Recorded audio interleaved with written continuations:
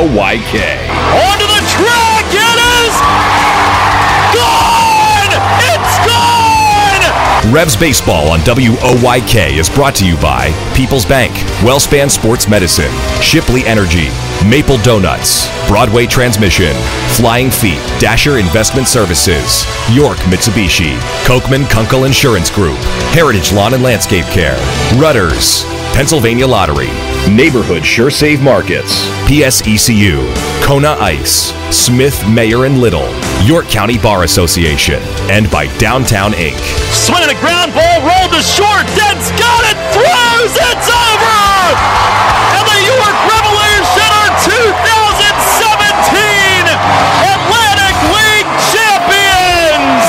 Now with the call of today's game, here's the voice of the Atlantic League champion York Revolution, Darryl Henry. Good evening, everyone, from People's Bank Park here in downtown York. Welcome to game number 74 of York Revolution Baseball. Tonight, the Revs return home.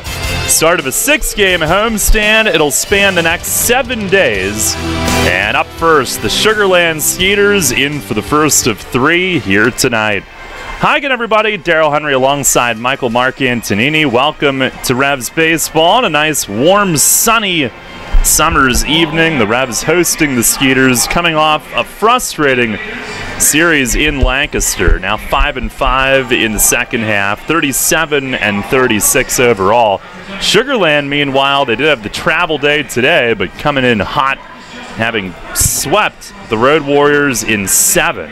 They are now 7-3 in the second half after winning the first half, and that puts them at 48-25 overall this season. They even won the game last night as the road team, as they made the Road Warriors the home Warriors for one night. That was awfully generous of them. But Michael, the Revs coming in a big series here this weekend. Important games against Sugarland. Tonight starts a stretch where they will play 10 of the next 13 games head-to-head against each other. It's going to be tough, it really is, but nothing's going to come easy here in this second half. You know, you look up and down the Atlantic League, not just the Freedom Division, the Liberty, all the teams are tough. Even the Road Warriors, when they come here, they play the Revs tough. So there's going to be some really important games, like you said, over these next 2 weeks, and the Revs are going to have to come out on top. Probably going to have to win 9 or 10 of those 13 against Sugarland. At least you'd like to, and put yourself in a good position here in the second half and in the overall standings that way. So it starts with 3 at home, and the Revs are going to get a boost on the pitching side, I think, this year. I think Dominic Severino, coming off that rough start last time against Long Island, is going to bounce back here tonight, get back home, and do his thing on the mound. Mitch Atkins tomorrow. It's always a good thing to see Mitch on the mound, and Jonathan Sanchez finishing off the series on Sunday, a sub-2 ERA. So three good starters out there for the Revs this series, and it starts with Seb tonight. One roster move earlier today, not an easy one. The Revs releasing Zach Wilson, who was brought in before the season, looking to be an impact guy, and had some injury struggles and just never did quite put it together here this season. It was tough. I like Zach a lot. It was great talking to him during batting practice. Did an interview with him recently, and just a guy with a lot of talent. You know he loves the game of baseball, and like you said, it just didn't work out. He's had to battle some injuries this year. He's played through that groin injury and then went on the DL because of it. The shoulder not treating him so well lately, so it's tough. It's one of the guys that, it's one of those things during the season you hate to see a guy like that go, a guy you know has so much talent, but the injuries are just holding him back right now, and the direction the Revs are going in, they're going to change things up a little bit in the infield. Well, tonight it'll be Dominic Severino making the start, 4-5 with a 5.18 ERA. Sugarland will go with left-hander James Russell, the former big leaguer, making the start here in the series opener. And for Sugarland, coming in with a record of 3-3, 2.51 ERA on the season. Coming up on our pregame, we'll take a quick look around the league as the Revs get back home tonight. Then we'll get Mace's thoughts on that series in Sugarland, the roster move here today, the importance of these games with the Skeeters coming up. We'll hear from Mace shortly. First pitch tonight is set for 6:30. It's Girl Scout night here in York. The Girl Scout parade taking place. They'll be camping out on the field after the game with the movie on the big screen tonight up on the video board. And our coverage continues in just a moment here on Sports Radio 1350 WOYK. Show your patriotism and Revs spirit with the new York Revolution Hat Pack. Get 6 undated ticket vouchers to use any way you'd like and 2 parking passes, plus an exclusive Revolution hat featuring the Revs logo in red, white, and blue. It's an exclusive design from York's own Legacy Athletic and one you can only get through this special offer. The Revs Hat Pack. 6 game ticket vouchers, 2 parking passes, and an exclusive Revolution baseball cap, all for just $75. Get yours while supplies last at YorkRevolution.com or 717-801-HITS. Dale E. Anstein is a personal injury law firm that specializes in auto and motorcycle accidents, workers' compensation, and personal injury cases. Anstein has been proudly protecting the injured in Central PA for more than 40 years and is proud to support the York Revolution. At Dale E. Anstein, consultations are always free, and there is no fee unless they win the case for you. To learn more about Dale E. Anstein, or if you're in need of representation, go to AnsteinLaw.com. That's ANSTINE Law.com. Join the York Community Courier on Tuesday, July 24th for Community Courier Night at the York Revolution. Watch your mailbox for the York Community Courier with a coupon for free admission and to find out how your donation to the York County Food Bank could help you win prizes donated by local businesses. You'll find the York Community Courier in the York County mailbox every week and online every day at townlively.com. The York Community Courier serves as your weekly community newspaper containing local news on community events, organizations, churches, weddings, engagements, and more. The York Community Courier and townlively.com are here to bring communities together to strengthen where we live, work, and play. We hope to see you at People's Bank Park on July 24th for Community Courier Night. Want to give your child the best birthday ever without hosting, planning, or cleanup work? Book a Kona Ice birthday party at People's Bank Park. Parties include a 2-hour feast, goodie bags for all guests, and Penn State Children's Hospital playground wristbands. The birthday child gets a custom Revs jersey, a ceremonial first pitch, and a customized Revs birthday cake. Birthdays in the Kona Ice birthday zone during a Revs game. Best birthday ever. Details at YorkRevolution.com or 717-801-HITS. We are your auto loan experts. Hello, I'm Sue DeStefano, President and CEO of First Capital Federal Credit Union. With terms you can trust and competitive rates as low as 2.49% APR, First Capital is the first place to go when you're looking for an auto loan. At First Capital, you're a member, not just a number. You can apply for your loan online at firstcapitalfcu.com or stop by any of our branches. First Capital, putting you first. Federally insured by NCUA. First Capital Federal Credit Union. When your kids are bored, your garage is overflowing, and your patio furniture is on its last legs, you need Penn Dutch Structures. Our selection of Amish-crafted sheds, swing sets, gazebos, and outdoor furniture includes everything you need to play, relax, and entertain all year long. Shop our impressive selection of in-stock structures or work with our professionals to customize a made-to-order structure that meets all your needs. Visit Penn Dutch Structures on site at the Markets at Shrewsbury, located off I-83 on the Susquehanna Trail. That's Penn Dutch Structures on site at the Markets at Shrewsbury. Need to get some cash? No problem. Head to Royal Farms, step up to the ATM, and get your cash for nothing, cause there is no fee. Yep, that's the way we do it at Royal Farms. Some retailers charge to use their ATMs. We don't. Our ATMs are surcharge free, so you can always get cash for nothing, cause there is no fee. Anytime at all Royal Farms ATMs. A bank or credit card fee may apply. Buying or selling? The auction houses of Dover and Mount Royal have you covered. From selling full estates to taking consignments on good, clean merchandise. Join us for weekly in-house auctions at Mount Royal. With food served during weekly auctions and 3 certified appraisers on staff, our friendly and courteous team will make the process easy and enjoyable. We offer a great deal on real estate, selling at 3% instead of real estate agents' commission rate of 6%. For more information, visit our Facebook page, call us at 717-963-3190, or visit our websites at www.theauctionhouseofdover.com and www.mtroyalauction.com. York Country Day School is an independent college preparatory school. It inspires and nurtures the innovative and creative spirit of students as they pursue their intellectual promise. At York Country Day School, students are known and valued, which allows them to engage as compassionate, bold, and active citizens as they identify a purpose outside of themselves and generate the call to better the world. York Country Day School is currently enrolling students beginning at age 2 years, 7 months through grade 12. We invite you to visit for a day and stay for the education of a lifetime. For more information, visit www.ycds.org. Listen live, on demand, and on the go. Download the new WOYK app on the Apple and Google Play stores today.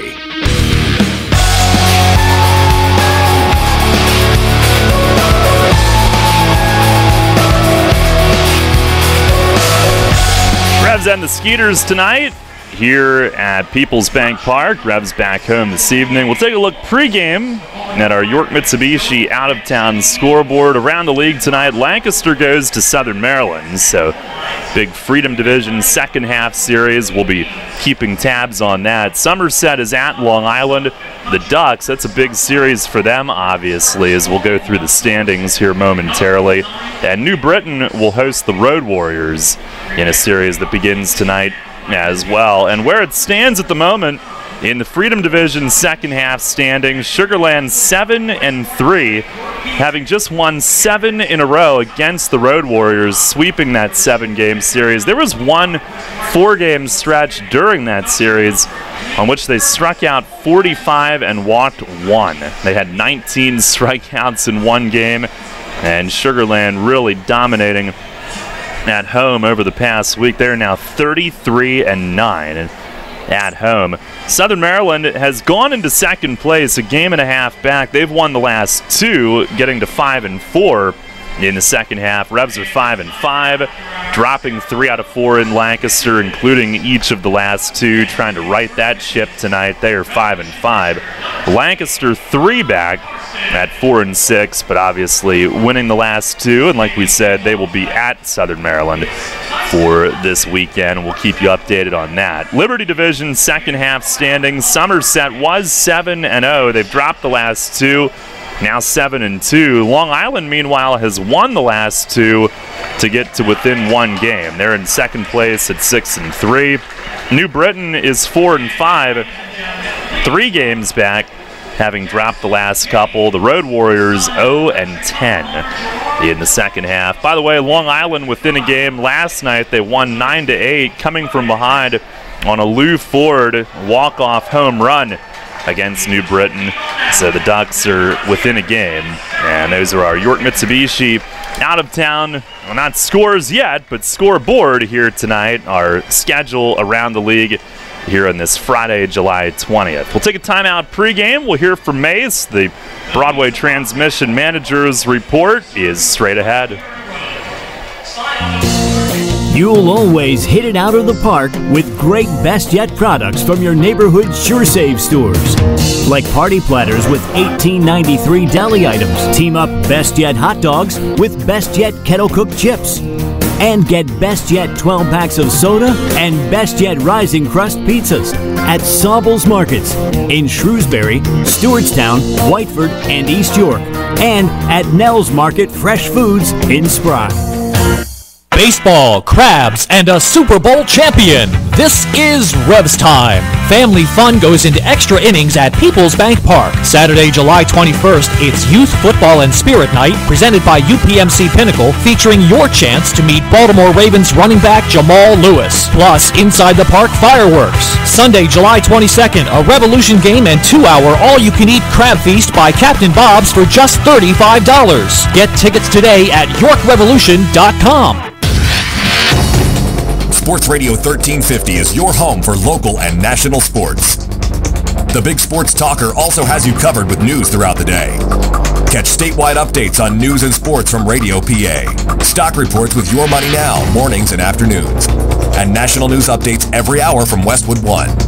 Stay up to date while getting your sports fix all day. Sports Radio 1350 WOYK. First in York, first in sports. Hi, this is Dan Patrick. Join me weekday mornings at 9 on Sports Radio 1350 WOYK.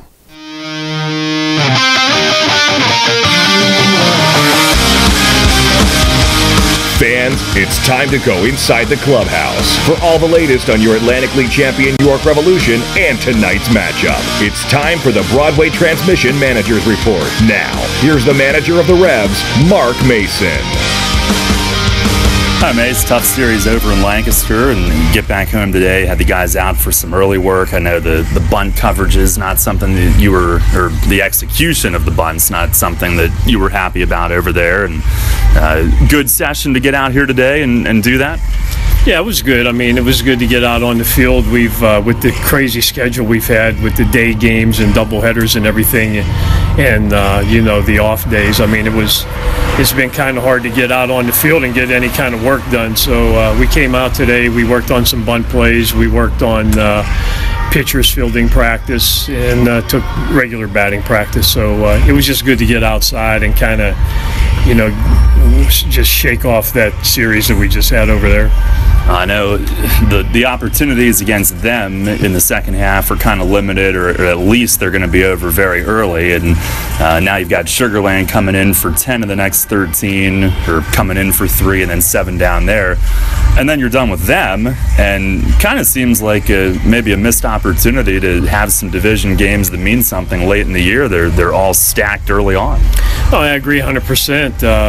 We're going to be done with Sugar Land, playing them for the year, I think, next Friday, which would be like August 2nd or whatever. We're done with them for the year. And the Barnstormers, they come here for like 4 days in the third week of August, and I think we're done with them by the 24th of August. So, like, the last month of the season, looking at the schedule, is the entire other division. It's Road Warriors, Somerset, Long Island, and New Britain. So, it's kind of hard to make up ground when you're not playing head-to-head in your own division. But, that's how it is for us this year. And I didn't look at anybody else's schedule. I just know we're done with our division totally before the end of August. One thing that was a bright spot yesterday was the comeback, and had a chance, got the tying run to the plate in the 8th and 9th after really being frustrated for a lot of the afternoon. Yeah, it was credit to the guys. They stayed with it and they kept battling. We came up a little bit short, but we made. Basically, what it came down to, we made too many errors in that series and too many unearned runs, and we gave them extended innings. We were giving them 4 and 5 outs an inning, and eventually, when you do that, teams are going to get you. And so if you minimize the errors and the unearned runs, that series probably turns out just the opposite, where we're 3-1 instead of them. So, it's frustrating. That's part of the game, but it's hard to watch guys score runs when they don't really hit the ball out of the infield. That's pretty frustrating for me, but it happens, and I guess that's the beauty of baseball, that you can score runs without actually getting hits. So. We've seen it happen where we've had a hit batter, a walk, and 2 wild pitches that resulted in a run. So, and that's with nobody actually touching the baseball at all. So, it happens, but we're going to put that behind us. We can't do anything about it now. We're still in pretty good shape, and like you said, we have these guys 10 out of the next 13 games. So, we're going to have to play some good baseball here moving forward. Did get a look at a new guy yesterday, Mike McGee, in for the first time, and the only damage coming on that home run flick to right. What do you think of the way he threw? I liked what I saw. His velocity was even better than I thought and what I had heard about. But Galen, he went down. It wasn't like a hanging pitch at the belt. It was a pitch down in the zone. Blake's a good hitter. All you got to do there is get the bat on it, and you got a chance. So I liked what Mike did, and we're looking for some left-handed relief help out of our pen. So I think he'll be okay. One move today, Zach Wilson let go, and that was a tough go for him the past few months, trying to play through some things. And what was that situation like from your end, and that conversation, having to do that today? Well, those are hard. Releases are always hard. He understands. Performance based at some point, and we're in a situation now where we have to try to make some moves and do some things. So I think he understood. There was no question about that. I don't know that anybody ever expects that that's going to happen, but I don't think I totally took him by surprise either. So I like Zach, and you like we talk about all the time. You don't bring guys in to let them go. That's not the reason why you sign guys, but sometimes it just works out that way, and we'll just move on from there. Got Dom tonight. I know the last start he was battling, I guess, like a muscle that spazzed up. Has he felt good this week and hopefully ready to get back on track tonight? Yeah, I haven't heard him tell me anything different. I know he threw a pretty good bullpen in Lancaster the other day, so he hasn't come in and said, Mace, I need to miss my start, or I need an extra couple days, and he hasn't said anything to Fletch. So I'm gonna assume that means he's good to go. Mace, thanks a lot. Good luck tonight. Yep, thank you. All right, Revs manager Mark Mason on the Broadway Transmission Manager's Report. Revs getting set to take the field here shortly. They will be in their black uniform tops here tonight on this Friday evening to kick things off against the Skeeters. Lineups are brought to you by Flying Feet. For Sugarland, it'll be Barrett Barnes in center field leading things off. Anthony Jansanti at second base will hit second. Slade Heathcott in right field is batting third, one of their new additions in the last week. Courtney Hawkins, the designated hitter, bats cleanup. Matt Chavez at first base will hit fifth. Hitting sixth and catching is Albert Cordero. Dennis Phipps in left field bats seventh. Juan Silverio at third base hitting eighth. And Alvaro Rondon is the shortstop batting ninth. Again, it's Barnes, Jansanti, Heathcott, Hawkins, Chavez, Cordero, Phipps, Silverio, and Rondon for the Skeeters. For the Revs tonight, they will have Jared Mitchell leading off in right. Alexi Casillas, second baseman, bats second. Hitting third in left field is Wellington Dotel. Isaiah Tejeda's home debut for 2018. He will catch and bat cleanup. Melky Mesa will DH and hit fifth. Ryan Dent at shortstop is batting sixth. Michael Burgess Sr., first baseman, hitting seventh. Jose Cuevas at third base bats eighth. And Travis Witherspoon is in center. He will hit ninth. Again, Mitchell, Casilla, Dotel, Tejeda, Mesa, Dent, Burgess, Cuevas, and Witherspoon for the Revs, the lineup here tonight. Dominic Severino against James Russell on the hill. Right now we'll listen in our national anthem. PA announcer Doug Epler to introduce. Fans, please rise, remove all cover, and welcome Antonio Andrade for the performance of our national anthem.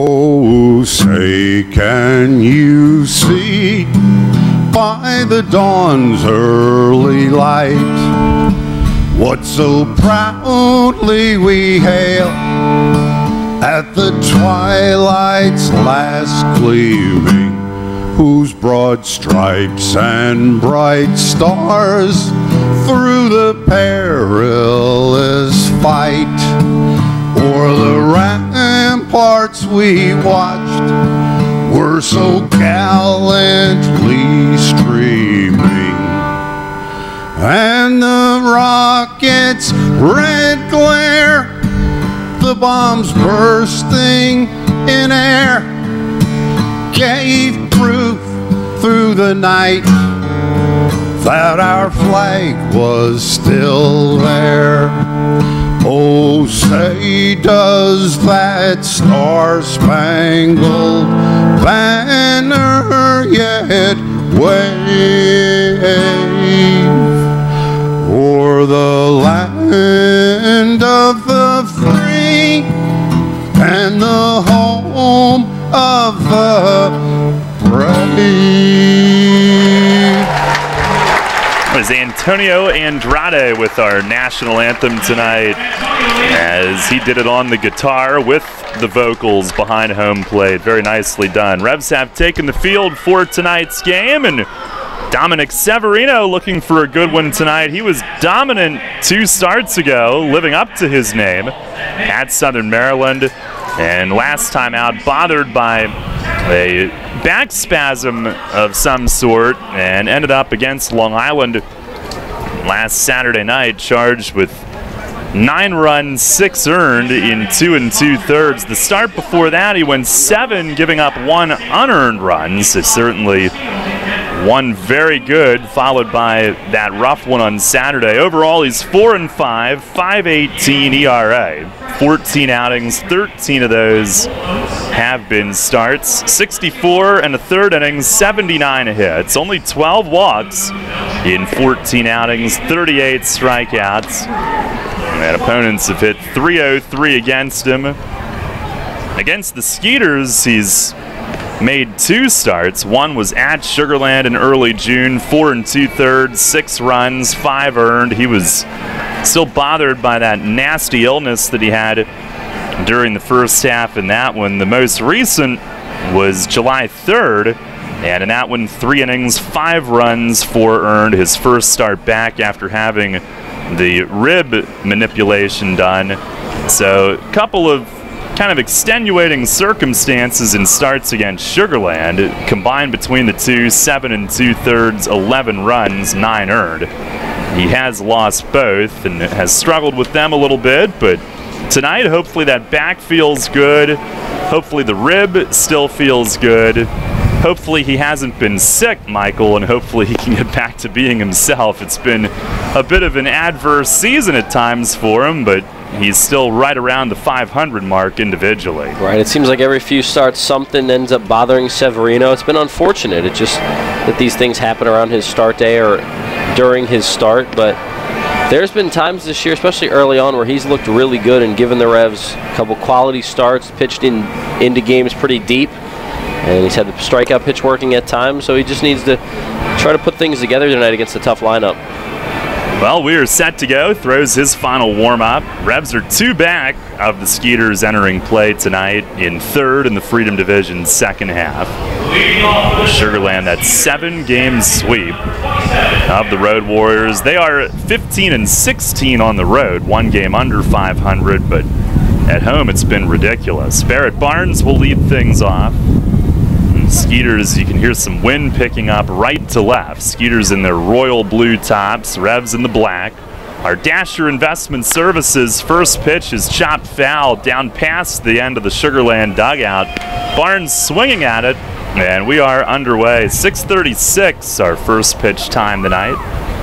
It is 87 degrees, mostly sunny. A little bit of wispy cloud cover overhead, but blue skies for the most part. 0-1, and it's hit in the air the other way toward the corner and right. Mitchell will look, but that'll plop foul as it bounces through the Revs bullpen area. Strike 2. Our weather brought to you by Heritage Lawn and Landscape Care. Barnes hitting at 244, but a good on-base guy, tied for 2nd in the league in walks. He is 4th in runs. Hasn't hit for a high average, but leading off kind of similar to Mitchell, high run and walk totals, the 0-2, and a swing and a high fly deep down the line in left field, hooking, looking, it is foul. Third base umpire Warren Nicholson staring right down the line at it, watching it like a hawk, and Barnes, who dropped the bat head, finished with a high one-hand follow-through, trying to hook that one down the line. He hooked it a bit too far. Yeah, definitely a foul ball right there. That was one that hooked pretty quickly once it approached the line. Severino is ahead in the count, though, and that's what you like to see, forcing Barnes to swing. After a swing like that, though, he probably want to go down and away so he can't get anything elevated to the pool side. And still ahead 0-2. Here's the wind and the pitch. Fastball misses high. I mentioned how Barnes has similar on-base numbers to Mitchell, but hasn't hit for a high average. Well, Jarrett is starting to. And he is a pick of many to get hot. 1-2. Swinging a foul tip off Tejeda. And he reacts, stumbling backward very briefly, and he'll walk it off. Thing that got him right in the chest protector.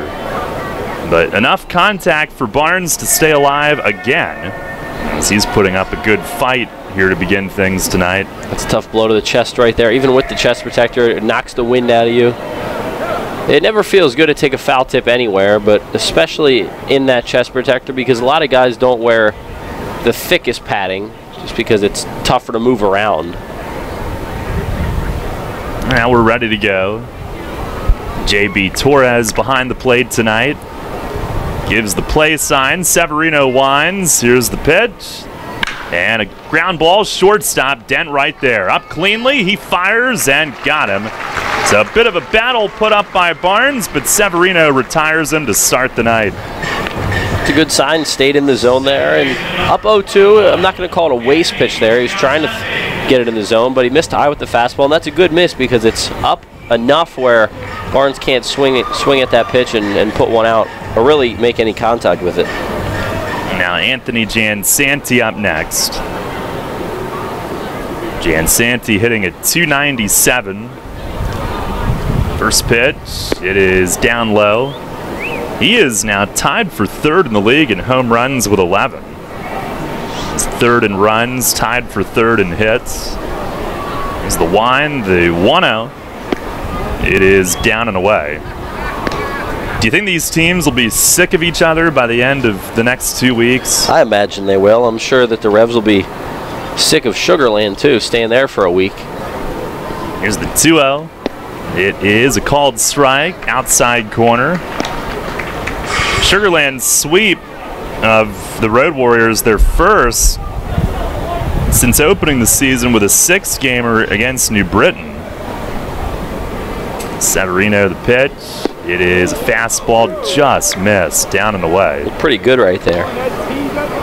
Now, the Skeeters have the league's best record, and in fairness, they will have the toughest time notching sweeps because they play 6 and 7 game series. Now Severino missing down low, and that is ball 4. Jansanti, the first base runner of the night. The Skeeters, as an offense, lead the league in batting, runs, homers, but also by a pretty hefty margin in walks and on-base percentage.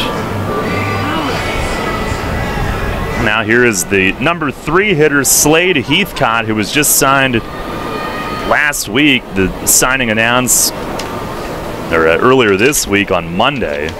He's played in 6 games, 4 for 17. Batting from the left, first pitch, he swings, hits it high in the air in left field. Dotel drifts back and waits.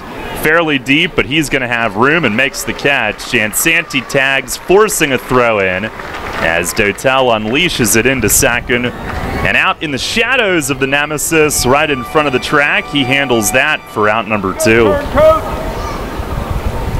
Nice quick out right there. It's important after a walk. Right now, you have to deal with one of the league's toughest hitters, though. Yeah.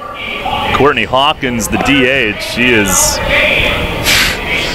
dangerously been named the K-Man tonight. He's one off the league lead in home runs with 15. Blake Galen with those 2 flicks to right field yesterday overtook it, but Hawkins 15 homers, and he has started to hit for average, which he wasn't earlier.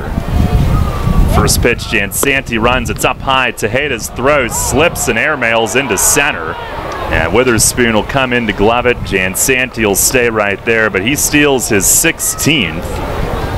And he's at second base, a 1-0 count on Hawkins. Alexi played that pretty cool right there. Kept the fake tag down on Jansanti the whole time pretty much. It's a veteran move right there. Yeah, he did not get up and make any move toward third. Might have been because of that. Hawkins, who leads the league in extra base hits with 28. RBI opportunity now as Jansanti getting a little itchy out there at second, was shifting toward third. Severino steps off. Skeeters as a team, 3rd in the league in steals. Seems like they've been doing more of that of late. Severino checking, fires, and a swing and a chop foul down to Juice Gums, coaching at third, off his hands, unfortunately for him. 1-1. No score here in the first. Severino looking to keep it that way. Hawkins, his last 26 games, hitting .363. He has really propped his average up as a result. Played in the All-Star game, was in the Home Run Derby. A 1-1, swing and a miss. Severino, nice changeup. Had Hawkins waving, 1-2. That's a great pitch right there. Get a big power hitter out in front there, and you're going to get swings and misses. So, not a horrible K-man pick. When you have a power hitter like that, they are prone to strike out more, those guys. So, see if Sev can get him. 1 ball, 2 strikes. Looking for the scoreless top half. Long look in at Tejeda as they work together for the first time, and now Isaias will call time. Dealing with a runner out at second. A lot of signs. Trying to deceive.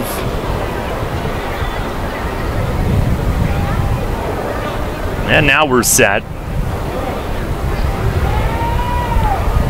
Look back. And he'll lift the leg, turn and look Jansanti back. Severino has really slowed it down with Jansanti aboard.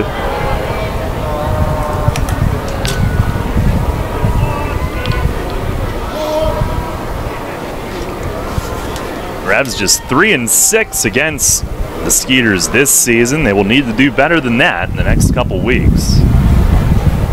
Now look back. Again, a long hold. End time asked for at the plate. Atlantic League President Rick White is in the house tonight.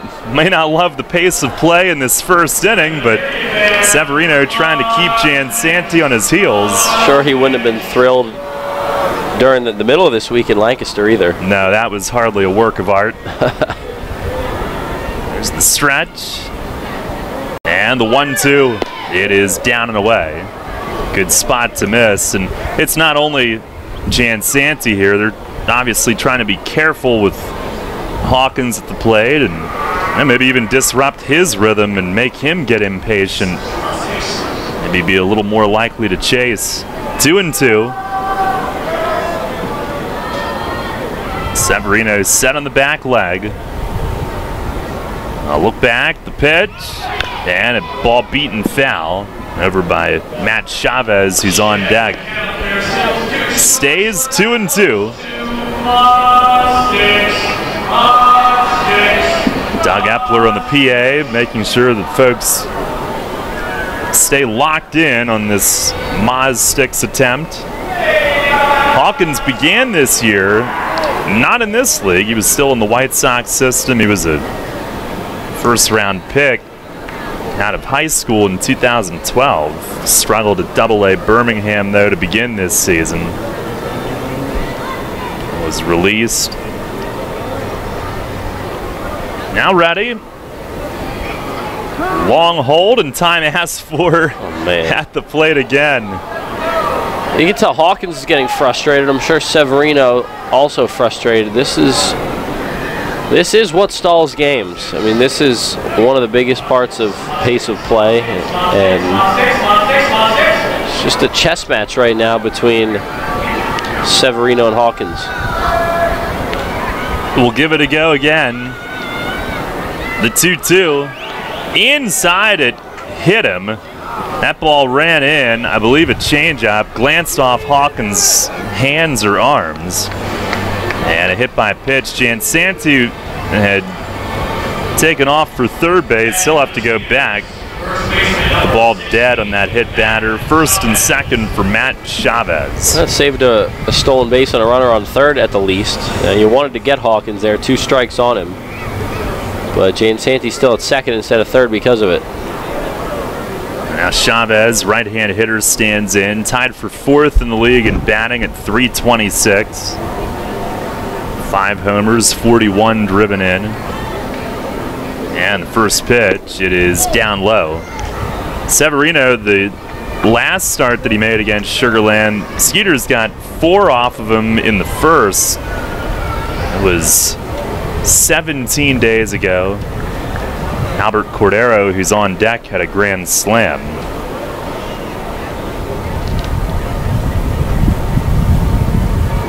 On the stretch from Sev.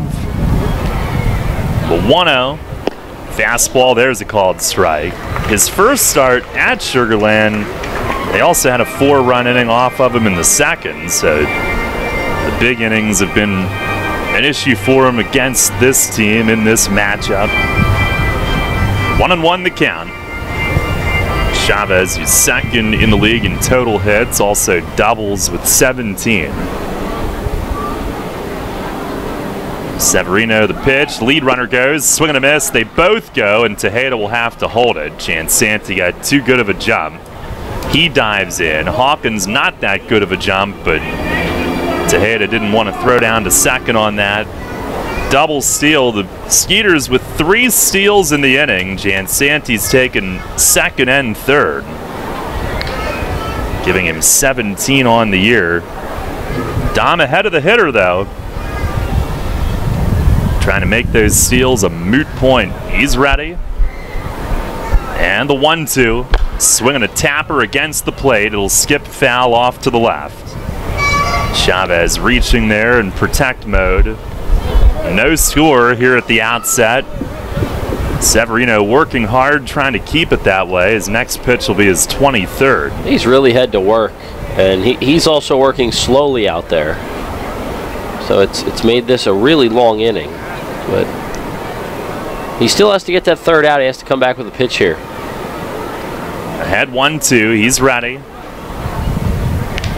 And delivers. And a ground ball slapped at first. Burgess has it cleanly. He gloves it and runs to the bag. He was a good way from first base, but able to get there himself. And the work pays off. Severino keeps them scoreless in the top half. No runs, hits, errors, 2 men left. We played a half inning. It's the Skeeters nothing. The Revs coming up. Are you one of the many people that has a 401k that is eligible to roll over, but you just haven't done it yet? Maybe you're not sure where was the best place to put it. I'm Tom Dasher of Tom Dasher Investment Services. I specialize in helping you getting your 401k and IRA money parked in the best place for you. So if you haven't rolled your 401k yet, or if you're not satisfied with your IRA, call me for a consultation at 487-2096. That's 487-2096. And check out my website at tomdasher.com. Sports injury? Walk into WellSpan Urgent Orthopedics for immediate care. No appointment is ever needed. Our orthopedic and sports medicine specialists are here to treat you. Visit wellspan.org/urgent orthopedics today for hours at our York and Hanover locations. There's a lot of talk out there about good health care. We all want a good plan. But step outside and take a good look at all those beautiful trees and shrubs in your yard. Do you have a plan to maintain their good health? Heritage Lawn and Landscape Care has a veteran staff of 12 fully licensed and trained tree health care professionals to rely on, including 10 certified arborists and 3 PA certified horticulturalists. So don't let your trees and shrubs fend for themselves against Mother Nature. Visit heritagelawnandlandscape.com and get world-class care right in your backyard. The Revolution plays here. Play ball! The new Sports Radio 1350.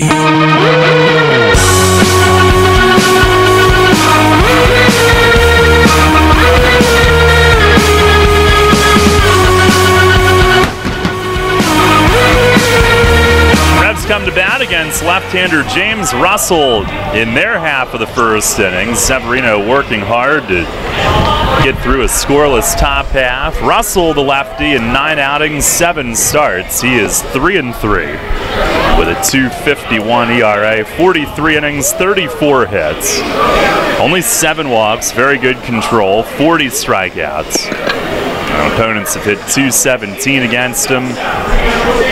He is known for using his slider as a number 1 pitch, so a lot of what he throws will move away from a lefty, in on a righty, and Jared Mitchell will lead things off.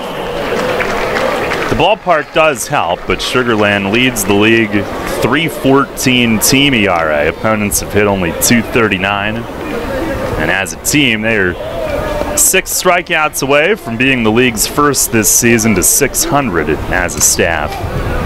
Mitchell will lead things off. He is up to 263 after a pretty good trip to Lancaster for him. For everybody else, it's pretty miserable. Here's the first pitch, and a foul tip back to the backstop. Strike 1. He goes after the first one. Mitchell second in the league in runs scored with 51. Tied for second in walks with 43. Russell, a big league vet, 32 years old. As he lifts, fires, and a line drive to center. That is going to get in. Base hit, played on a hop by Barrett Barnes. Mitchell continues to swing it. Leadoff single right up the middle to start things off tonight. He's locked in right now, and you can see how locked in he is based on the approach. He's gone up the middle almost exclusively throughout this little mini tear that he's on, and everything's squared up, hard contact, and he hasn't been taking a lot of on-field batting practice lately, and that's something that's helped him. I was talking to him one day. He says that's something that he was talking with Fletch, and it's something where he says he gets in bad habits, taking BP all the time, so he's stopped doing that a little bit. Here's Alexi Casilla, and he grounds the first pitch deep short. A tough play. They go to second for one. The turn is just in time as Rondon starts a slick double play. Jansanti got rid of it from second. Bang, bang at both bags. And Russell got in on Casilla, got him to bounce into the twin killing, 2 away. He's another one that today elected to not hit on the field, hit in the cage instead. The birthday boy. I guess maybe prefers hitting on the cage on his birthday. Who knows? That's right. Happy birthday to Alexi. Well, he's greeted with a double play ground out. He is 34 today. I'm so bad at remembering those things. Here's Dotel. First pitch, he shows bunt. Russell misses high and away. I remember, the most important ones, like wife and children. Yeah, well, as long as you're getting that down, you're good. Pitch is just outside. 2-0 to Dotel. Well, we got to look ahead to see who's next after Casilla. It looks like Pugliese on August 1st. That's also my brother. Or to Click on August 1st. That's my brother's birthday. Cool. Looks like he's the next one. There's a swing and a pop-up, shallow right. Heathcott in from right field. Both infielders out on that side, and the second baseman, Jansanti, is the one to handle it. Skyscraping pop-up ends up in his glove. No runs, 1 hit, nobody left. And the first inning complete tonight. No score here in York. You line your feet up on the edge of the starting block, shake out your arms, and then you push off the block in one fluid motion, fully extending your body and cutting into the water with nothing on your mind but the mechanics. You're a swimmer, and whether it's practice time in the pool or crunch time at a meet, Flying Feet is with you every stroke of the way. Flying Feet. Flying Feet Sports Shoes is a swimmer's paradise. Get suits by Dolphin, Speedo, Nike, Arena, and Tier. Pick up practice gear, team gear, and training equipment like fins, snorkels, and kickboards. The Flying Feet team has high-tech competitive suits, customizable caps, goggles, even goggle repair items. Shower down with swimmer's shampoo and body wash, plus suit wash to limit the wear and tear of chlorine. Time to dive into the pool? Then it's time for Flying Feet. We're more than sports shoes. Flying Feet. 1511 Mount Rose Avenue, York, just off exit 18 of I-83 next to Battery Warehouse. I'm a meal delivery engineer, a server, and I love it. But now, with Keno from the Pennsylvania Lottery, this place is livelier than 2-for-1 app night. See, while I guide my guests from nachos to gnocchi, they're picking numbers to win cash with drawings every 4 minutes. Keno's fun, exciting, and goes with everything on the menu, except maybe the 4-alarm fries. Stay away from those. Keno, it's here. Play it at your favorite bar or restaurant. Players must be 18 or older. Please play responsibly. Benefits older Pennsylvanians every day. The Baltimore Baseball Show with Dan Connolly, right here on Sports Radio 1350 WOYK, York.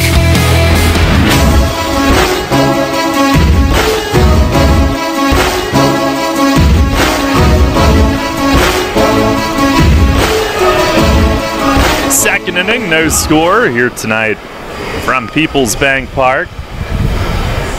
Severino, who in the first inning issued a walk and a hit by pitch, but really slowed things down, methodically steered his way through the inning, leaving both runners in scoring position. And we remain scoreless. Albert Cordero will lead things off. Cordero at 286, 9 home runs, 40 driven in. One of those 9 was a grand slam in the first inning of a game against Severino here on July 3rd. Here's Dom's first pitch of the inning. It is swung on and missed. Late on that fastball in. Good zip to it. Severino, kind of a sneaky, deceptive arm angle. It's just a little bit lower than over the top. Now he winds. They set up in again. Pitch is swung on and missed. Same result, same pitch. No balls, 2 strikes. Getting ahead of counts, that's important, and that's why he was able to get out of that first inning with no damage. He walked the guy and hit a guy, but there were no one else on base because he didn't give up any hits. Now stares into Tejeda. I think those two are still trying to get in a rhythm. Here's the 0-2, and it's fouled back against the screen. First time that Tejeda's catching Severino. Last night, Cordero hit his 9th home run, new career high for him, previously had 8 in the Mets system in the Appalachian League several years back. On the wind, the pitch. Oh, ricochet and foul off Tejeda. Or actually, that might have been the plate on J.B. Torres face mask. Severino really got in on Cordero, tied him up, and he made contact, and then it ricocheted off, I believe, Torres masking up against the screen. Stays 0-2. Have been several 2-strike fouls from Skeeter hitters already. Severino with the wind and the pitch. Swinging a foul tip. This one gets Tejeda right square in the face mask. So Cordero an equal opportunity foul tip assassin right now. Both guys have taken the brunt of one. Tejeda's been drilled a couple of times already tonight. Chest protector on one in the first inning. He's taking a beating, and it'd be nice if he could hold on to one of the foul tips so the batter would get out quicker. Well, this one's shot down to third on the ground. That'll work too. Cuevas has it, throws it across. A lengthy 0-2 battle from Cordero, but Severino gets him to ground out to third, one away. These 0-2 counts feeling like 3-2 counts, but whatever Severino's doing out there is working right now. No one down. Here is Dennis Phipps hitting at .252, 6 home runs. One of those was against Severino in his start in Texas in early June. First pitch, fastball right there for a strike. We mentioned Torres the plate. Federico De Jesus the umpire at first. Warren Nicholson at third base tonight. Severino winds, fires, and a ground ball to third. Cuevas again got down with it. He'll take his time and make the throw over. And I think he was expecting that ball to come up a little bit higher. Had to reach down and react, but he handles that play. 2 away. It's good to see Jose having a good start over there at third base tonight. It was a rocky game yesterday for him over there, moving to both sides, but it looks like he's getting back on track. For the 5 outs on the ground for Severino, here is Juan Silverio. He's just been added. First pitch fastball is down low. It was signed 2 days ago, and tonight is his first game played. Previously was in Mexico, Dominican native. 1-0. Swings and bounces it against the plate to third. Cuevas comes in to barehand the hop and throws to first to get him. He handles all 3 in the inning, and on that soft bouncer, he didn't want to waste time with the glove. He grabbed it barehanded on the second hop and made the throw. 1-2-3 inning for Severino. We go to the bottom of the second, no score. Money and business are essential to the strength of a community. So is cheering and celebration and music and fun. That's why York Revolution games, concerts, youth sports, special events, and more happen at a place called People's Bank Park. People's Bank has been serving York County for more than 150 years. Always cheering, always celebrating, always committed to the things that make York County great. And to you having a great time at People's Bank Park. People's Bank, member FDIC, equal housing lender. You'll always hit it out of the park with great Best Yet products from your neighborhood SureSave stores. Like party platters with $18.93 deli items. Team up Best Yet hot dogs with Best Yet kettle cooked chips. And get Best Yet 12 packs of soda and Best Yet Rising Crust pizzas at Sobel's Markets in Shrewsbury, Stewartstown, Whiteford, and East York. And at Nell's Market Fresh Foods in Spry. Smith, Mayer & Little is a holistic wealth management group with one product, advice. We aim to simplify our clients' lives, help them retire comfortably, and build lasting legacies for their families and the causes they care about. Our purpose is simple, to make a meaningful difference in the lives of our clients, our community, and the world in which we live with the advice we provide. Smith, Mayer & Little, a wealth of knowledge about wealth. We make our living by making a difference. Visit us at financialjava.com. Janney Montgomery Scott LLC, member NYSE, FINRA, and SIPC. This is Jay Gaush. You're listening to York Revolution Baseball on the home of the Revs, Spurt Radio 1350, WOYK. First in York, first in sports.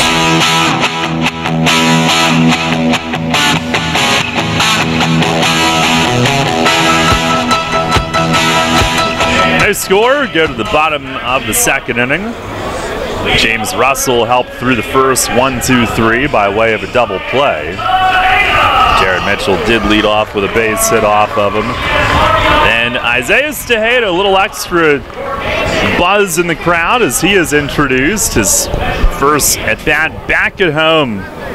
And what a series he had in 3 games played out of the 4 in Lancaster. 7 for 12. With a home run, 4 driven in, a double as well. First pitch is watched for a strike. He's hitting .583 through his first 3 games back. Melky Mesa on deck, then Ryan Dent.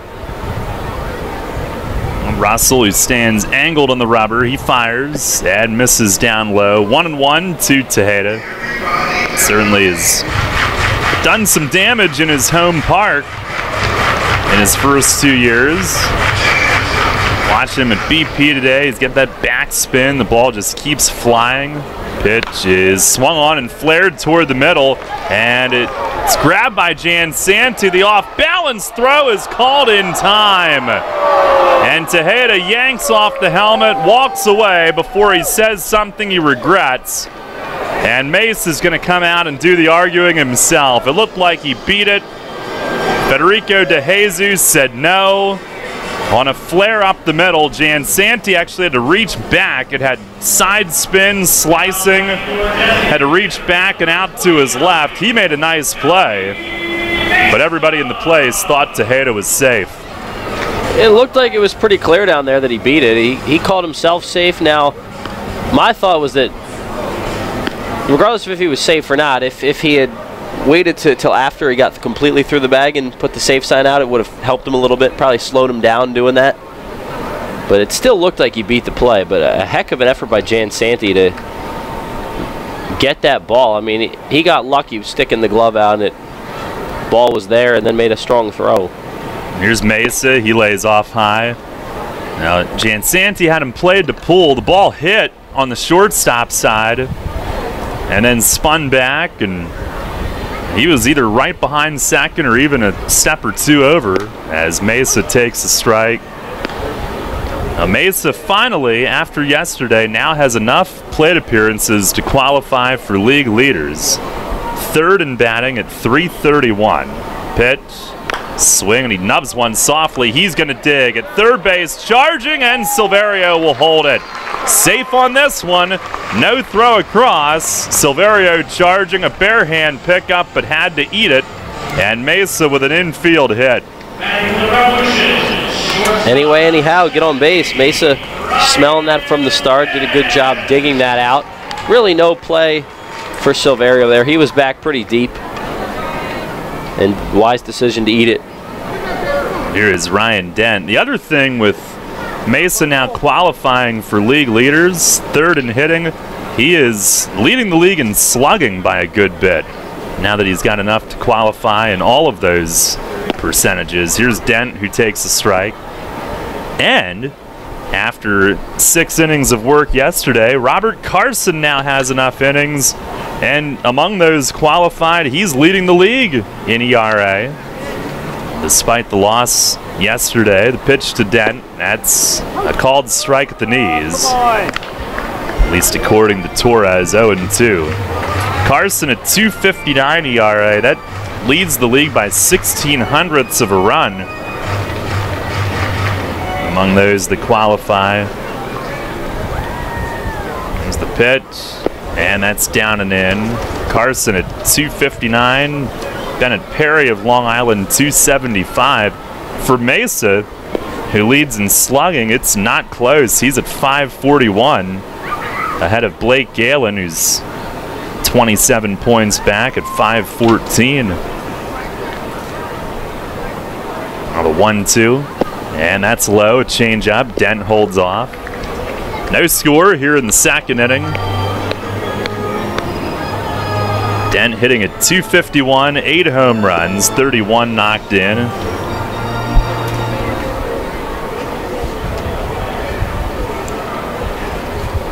On the stretch from Russell. The 2-2, swinging a bouncer foul down to Polo at third. Played that one well, backed up a little bit, didn't let it play him. Soft hands down there for Polo. Good read. He's a veteran. Apparently he's using my golf clubs at the Brooks Robinson Classic on Monday. Oh, yeah? He golfs? Once a year. Here's a swing and a foul tip into the mitt of Cordero. He hangs on to it. First strikeout of the night for Russell. That's out number 2. And Michael Burgess to the plate. Burgess, a 3-run homer off Russell here on June 22nd. Only 3 that Russell gave up in 6, so the only 3 earned runs. And the Revs won that game against the lefty 4-1. Russell then started here on July 5th against York, and the Revs beat him that night 5-2. He gave up 4 runs, 3 earned in both of his starts against York. First pitch to Burgess, it is up and in. He did get a win against them in relief back in early June. Last time out, Russell 8 innings, 2 runs, 5 hits. Beat the Road Warriors 7-2, struck out 10, walked none. A 1-0 and a swing and a miss. Good rip from Burgess. He's tied for 3rd in the league in homers with 11, hitting at .231 overall.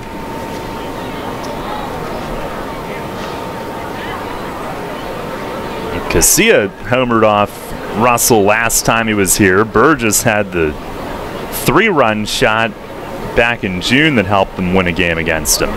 Pitch is over for a strike. Breaking ball from the lefty.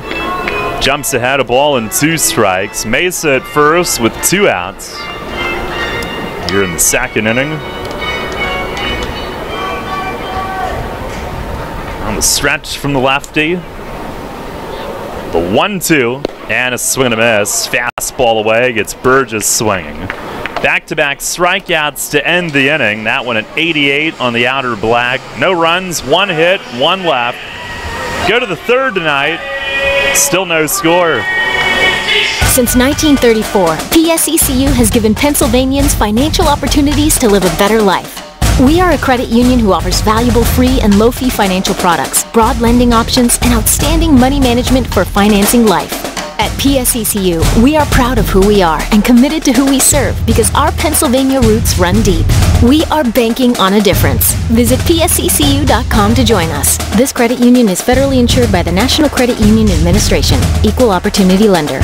Summer started off hot, and it's only going to get hotter at York Mitsubishi. Sales Manager Doug Sprankle here. Our Not a Zip Zilch program was so successful last month that we're keeping it going in July, making it even better. Remember, it's all about paying 0 finance charges over 72 months on new Mitsubishis, like the all-new Eclipse Cross, 7-passenger Outlander, and Outlander Sport. And just added on the Outlander and Outlander Sport an additional $1,000 in down payment assistance. Plus, no payments for 90 days. And don't forget about the great gas-sipping, best-selling Outlander PHEV plug-in hybrid, rated at an amazing 74 miles per gallon equivalent. York Mitsubishi is still giving out top dollar for all trade-ins, and we want to approve everyone for credit. More stuff for less money and almost twice the warranty of the competition. It's only at York Mitsubishi, around the corner of Route 30 and Roosevelt Avenue, York, where Mitsubishis always cost less. Come check us out at yorkmitsubishi.com.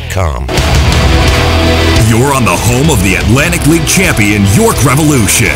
Sports Radio 1350 WOYK, York.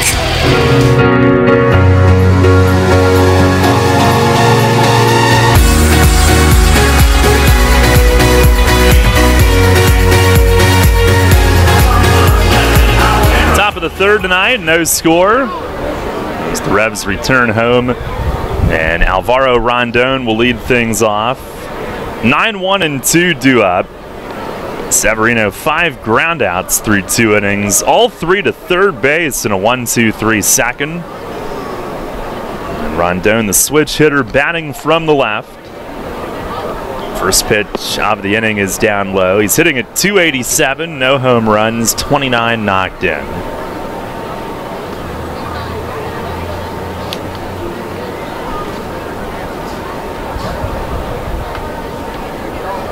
Now a 1-0. And he grounds it. Second base, right to Alexi. Down to a knee to handle it. Sidearms to first. 1 down. 5 in a row for Severino. And that is out number 6 on a ground ball tonight. 1 away here in the top of the third inning. And back to the top of their order, and Barrett Barnes, who grounded out to short his first time up.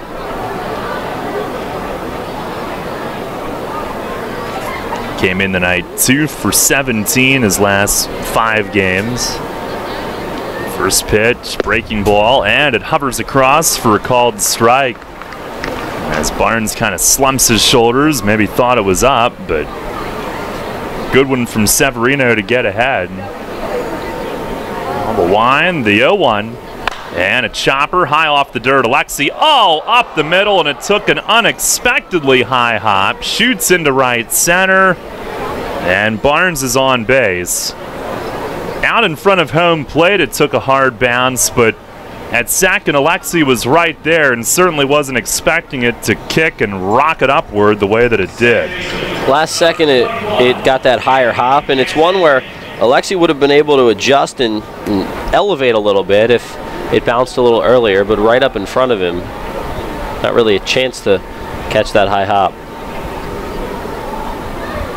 A 1-out base runner. Here's Jansanti, who walked, stole second and third in the first inning. Throw to first. Barnes dives back. He will get a base hit on that.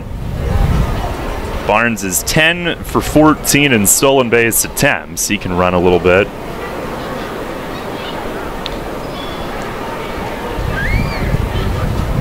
No score here in the early going. The stretch from Dom. And another move to first. Barnes dives in. On our WellSpan Sports Medicine injury report, Revs with, at this point, only the 2 pitchers that are out for the year. Frank DeGiulio Jr., Jay Goss, both with elbow surgeries. Revs did release Zach Wilson earlier today. He had been healthy enough to play, but was bugged by some things. First pitch to Jansanti. It's a called strike. Here's your WellSpan Sports Medicine injury report.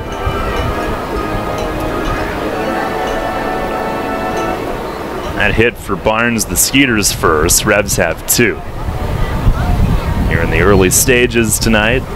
Dom approaching the 40 pitch mark. He's ready. And a move to first instead, and in the dirt, Burgess has it. Ricochet up the line slightly, but he'll track it down.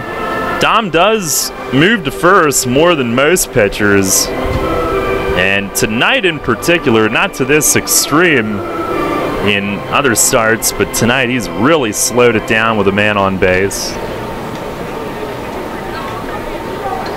Tejeda gives him the signal. He looks over at first, now sets. And to the plate, breaking ball, down and away. He didn't throw many hooks the first time through the order, maybe saving that pitch to show the second time through. Started off Barnes with it for a strike. The very first pitch that he threw to the second time through the order. Now sets. The 1-1, Barnes fakes going, and a breaking ball just missed away. Ball 2, 2-1. On our York Mitsubishi out-of-town scoreboard, Lancaster trails at Southern Maryland 2-0 in the third. New Britain leads the Road Warriors 2-1 in the third inning. Here's the pitch. It is in the dirt. Backhand pick to Hayda. Nicely done. Keeps Barnes at first for the moment. But Severino falls behind Jan Santi. 3 balls and a strike. One other game right now. Somerset at Long Island. That's no score in the 3rd inning. And we are scoreless here in the 3rd inning. Every game in the league is in the top of the 3rd. Severino stretches. Another move to first. Barnes a dive in. 1 on, 1 out. Severino probably moves over to first as much as anybody on this Revs pitching staff, and it's been an all-season thing. He makes sure that he keeps runners close. On the stretch, the 3-1. It is just outside. Man, that was close. And he brings it from a bit of an angle across with his delivery. I thought that would have scraped at least the front corner edge of home plate, but Torres said no, it's a walk, and it's 1st and 2nd. Well, it's a pretty good pitch on the outer half. You at least tempt the hitter. But he didn't get Jan Santi to bite right there, and now he'll have to work out of some trouble here. Now Jan Santi walks for the 2nd time. First pitch now to Heathcott is down low, the lefty. Tejeda motioning to Severino, just settle it down, stay within yourself. Heathcott a 1-pitch fly out to left, his first time. 1st and 2nd with 1 down here in the 3rd inning.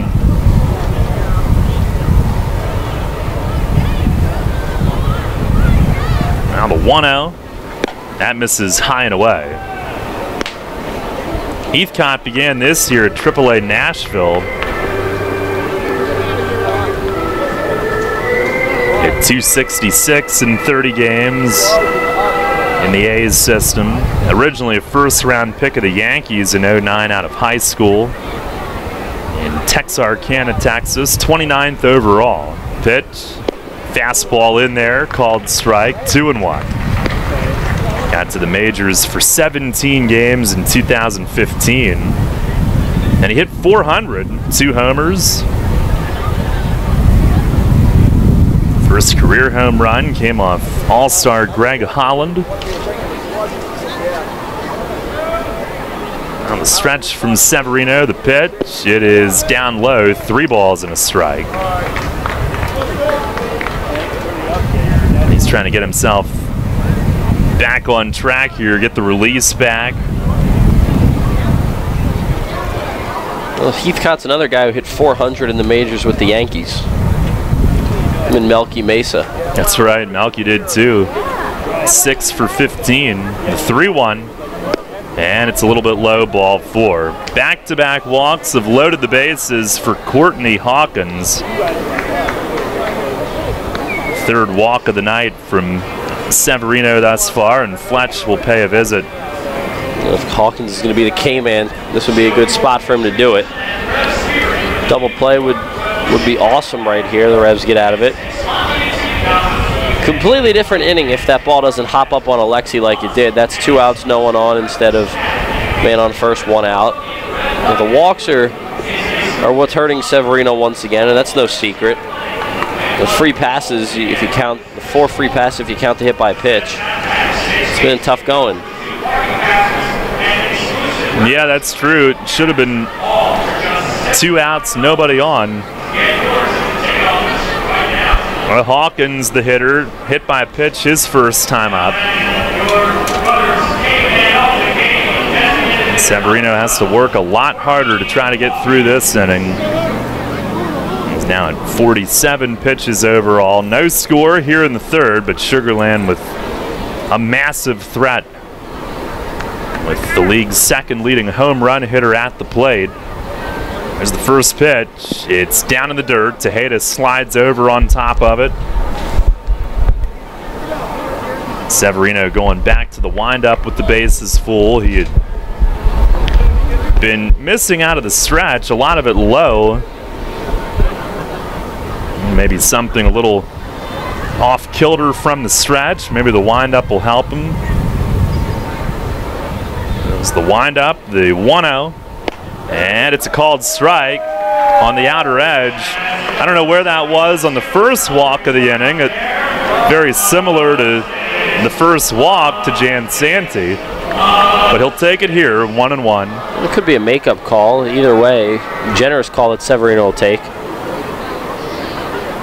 On the wind, the pitch, in the dirt, Tejeda again ready. And on top of it, Severino is spiking a couple of hooks on Hawkins, trying to get him to bite. It is 2-1. The margin for error decreases a little more. Well, Tejeda's done an excellent job back there, especially in this inning. Smother those breaking balls in the dirt, keep them close, so no chance for Barnes to get home. He's done an excellent job. A long look, and into his windup, the 2-1. Swing, and he fouls it back. Up toward the roof, got in on him with that fastball. And the count levels off, 2-2. The bases loaded, 1 out here in the third inning. Hawkins tied for second in the league in ribbies. Severino the wind, the pitch. Swing, and he pops it up. Foul. Tejeda coming back toward the backstop. Out of room, though, as that lands about 5 rows in behind home plate. We'll do it again. In Oakland, that's an out. Sure. And he's at least forced him to pop it up a couple times, so that's a good sign. And try to go in on the hands again.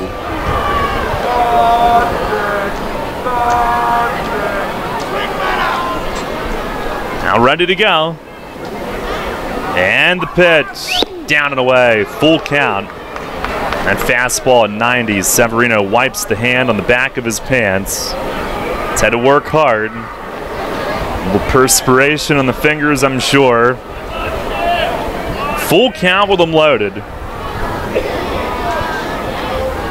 And now he's got to come to him. Here's the wind, the payoff pitch. Swinging a high chop at short. Big hop dent to second. One the turn out of the inning. 6-4-3 double play. Nobody scores. Got a high chop on one enormous bounce right to Dent. And he tossed to Casilla, who turns it to first. No runs, 1 hit. 2 men left. Bottom of the third, still no score. Rutter's has all your favorite seafood options. Tavern battered cod sandwich, crispy fried shrimp with bada bing dipping sauce, flavorful crab and corn chowder, just to name a few. Rutter's Seafood. One try and you'll be hooked. Rutter's. Why go anywhere else for seafood? Does your wealth advisor know how you take your coffee? At Smith, Mayer & Little Wealth Advisory Group, we genuinely get to know our clients, from their interests, goals, and dreams, right down to how they like their coffee. By understanding our clients on a personal level, we help them make wise financial decisions. In us, you will find a trusted confidant dedicated to your financial success. Smith, Mayer & Little, a wealth of knowledge about wealth. Get to know us over a cup of coffee or visit us at financialjava.com. Janney Montgomery Scott LLC, member NYSE, FINRA, and SIPC. Join the York Community Courier on Tuesday, July 24th for Community Courier Night at the York Revolution. Watch your mailbox for the York Community Courier with a coupon for free admission and to find out how your donation to the York County Food Bank could help you win prizes donated by local businesses. You'll find the York Community Courier in the York County mailbox every week and online every day at townlively.com.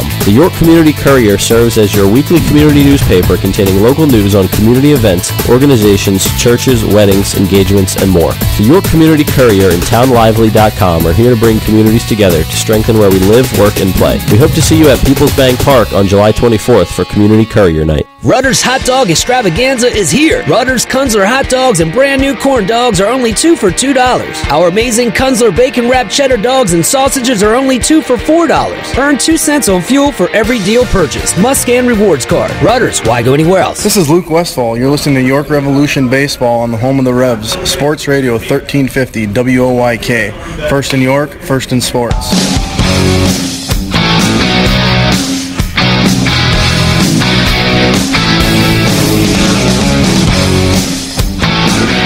No score. We go to the bottom of the third inning. Severino works out of it with the big twin killing. As the lights come on here at People's Bank Park. Beautiful night, though. The sun's still shining across most of the outfield, the back of the infield. Jose Cuevas will lead things off.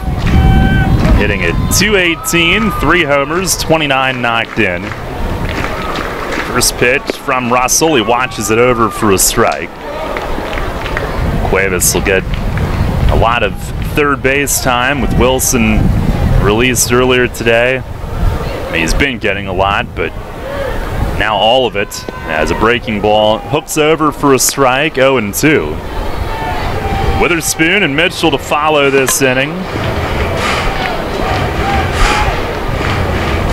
There's the wind, the 0-2. And a rip on the ground right at second, though. Jansanti playing up the middle, goes to a knee to handle it and throws to first. 1 down. And he really plays up the middle when there's a right-hand hitter at the plate. Most right-hand hitters. That ball hit sharply, but he was right there to take care of it. Cuevas hits a lot of balls hard, but all too often this year they've found a fielder. He really has struggled to get that week where just everything's falling for him. It just hasn't happened. Here's Spoon. First pitch is over for a strike, a changeup. He shakes his head once, maybe thinking it was low.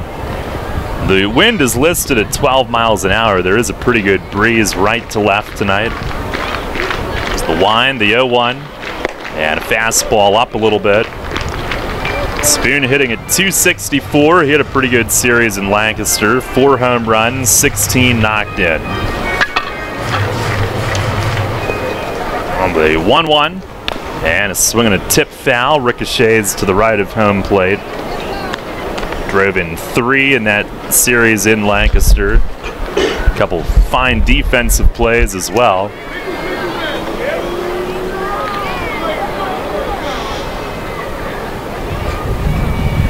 Russell with the pitch, and a swing and a pop-up foul, back and out of play.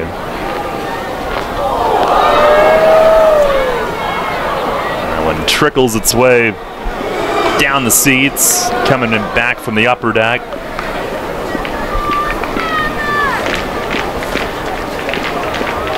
Now another 1-2.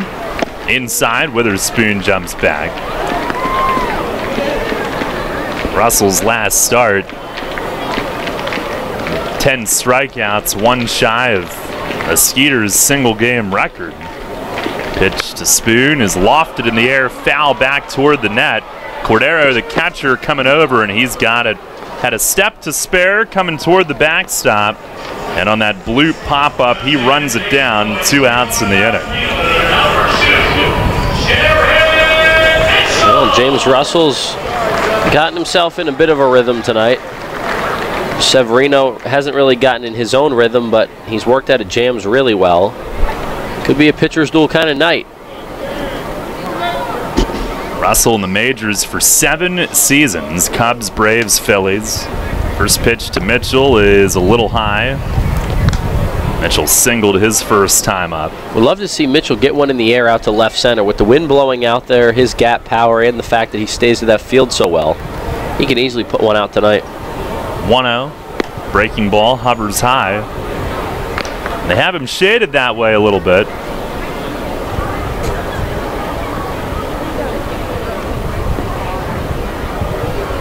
Heathcott and Wright pretty shallow. He doesn't know Mitchell's power. The 2-0. It's a fastball over for a strike. Rondon at shortstop's almost playing left center field. Yeah. He's got his feet on the outfield grass. It's the 2-1. And it's a broken bat dribbler the other way. That'll get through. Mitchell 2 for 2. Silverio from third dove, couldn't get to it. And it goes on through into left. 2 out single for Mitchell, and Casilla to the plate. He's locked in right now. That's as simple as that. He sees lefties well. Russell's a guy that really the Revs as a team have seen well. Just shoots one the other way with the drawn-in third baseman, and now 2 outs and a man on first. If I'm Mitchell, I'm thinking about taking second. We saw how lethal he can be when he picks up bases in that Lancaster series. Stole 5 in the series. I'm sure he's not going to stop. Moved to first. He's back standing. He's at 20 on the year now. 3rd in the league. third behind those two over in Lancaster. Mitchell now with 70 in his Revs career. Second all-time. First pitch to Casilla. It's a called strike. He squatted down to watch it as closely into the glove as he could. One of Alexi's 3 homers, as we said earlier, was against Russell here in York. It's back on July 5th. No score here in the bottom of the third inning tonight. Russell, a snap move. Mitchell back standing. Skeeters strikeout record for a single game, 11 by Barrett Louts. Russell 10 in his last start. The 0-1. And a swing and a pop-up toward the line and right. Heathcott coming on. The second baseman, Jansanti, over, and it hits the inside of the railing just behind the Revs bullpen seating. Ricochets into the seats in the end section. 0-2 now.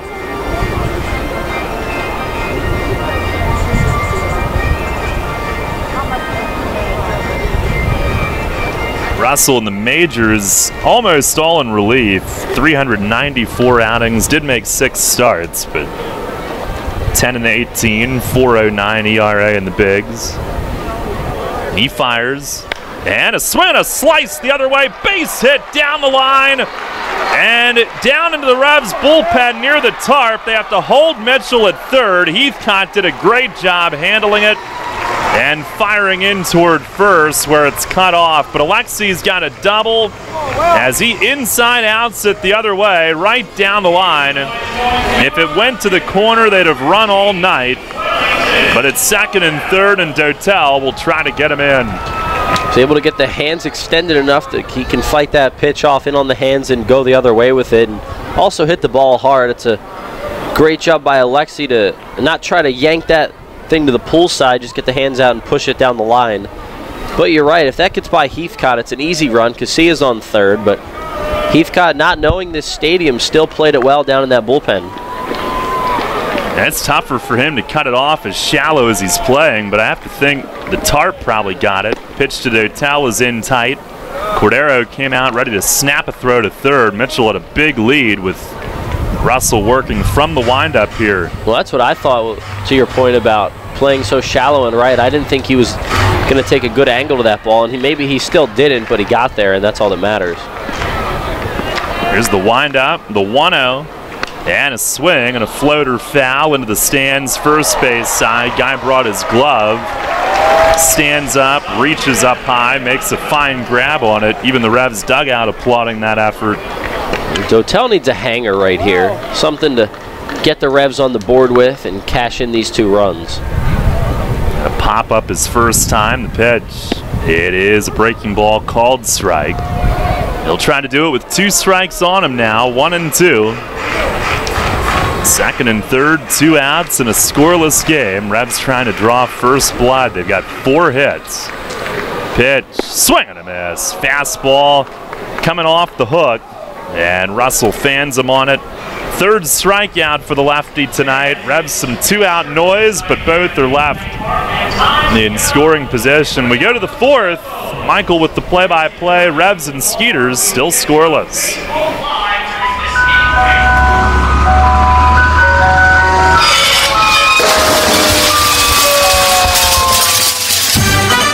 Tired of hearing that music? Especially when you already have that same ice cream in your freezer. Try something new and amazing with tropical shaved ice. On Monday morning after the big company event, do you want the buzz down the hall to be, how awesome was this year's company picnic? Then crush boredom and bring on Kona Ice with over 32,000 flavor combinations. This is not your typical lackluster snow cone. Their flavors are bold and delicious. Fuzzy Navel, Margarita, Blue Hawaiian. Kona Ice is dairy-free, gluten-free, and they even offer flavors that are sugar and dye-free. No party is too big or too small. They can serve up to 1,000 people per hour. They have party packages starting as low as $100. To add more excitement to your next event, find them online. At Donegal, we understand there are many costs associated with running a business. That's why Donegal works with you to provide quality insurance products based on your business needs, and why we deliver that insurance at a price to fit your budget. Call your local independent Donegal agent today and discover why, when it comes to insurance for your business, Donegal is a better value. Contact Kochman Kunkel Insurance at 717-854-0300 or stop in at 3217 East Market Street, York. Locally owned and operated by Pam and Rudy Kochman. Kochman Kunkel Insurance. Local sports on WOYK are brought to you by Maple Donuts, a family tradition since 1946. The Baltimore Baseball Show with Dan Connolly, right here on Sports Radio 1350 WOYK, York.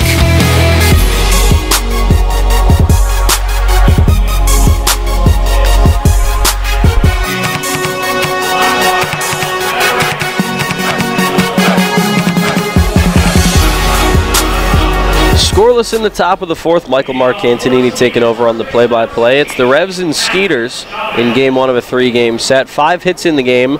The Revs have 4 of them, just 1 for Sugarland, but Dominic Severino's also walked 3 and hit a batter, but he's kept the Skeeters off the scoreboard. That's the important thing. He'll face Matt Chavez to lead things off in the top of the fourth. Right on right, first pitch from Severino fouled off, and it's 0-1. Chavez, Cordero, Phipps, 5-6-7. Chavez has had a good season offensively against York, hitting .333 in 8 games against the Revs. 10 for 30. 5 runs scored. He has a homer and has driven in 5 runs.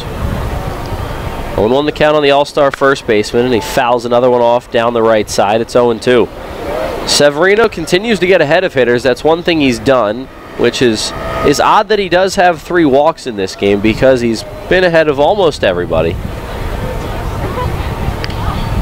But still has not allowed any runs. Got out of a bases-loaded jam with a 6-4-3 double play in the third. He misses high and away there. It's 1-2.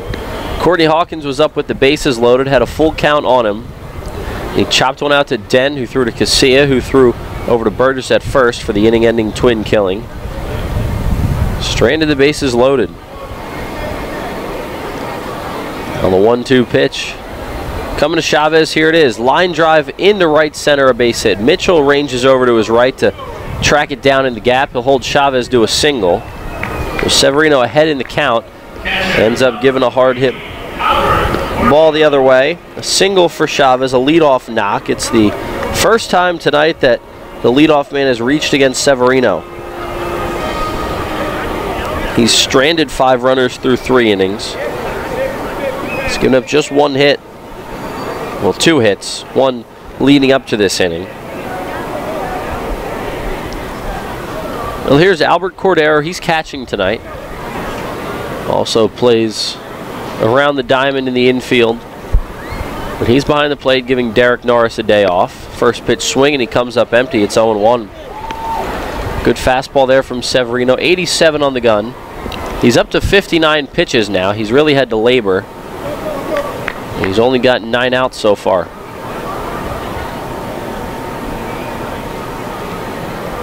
Cordero 0 for 1 tonight.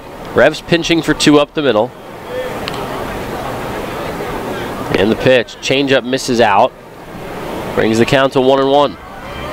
Nice night for a ball game. A little bit of a breeze, which is nice with this hot July heat we've been experiencing. Another warm day. Some cloud cover out over left center field. But clear blue skies out to center and right. The 1-1 pitch. Fastball misses low and in. 2 balls and a strike.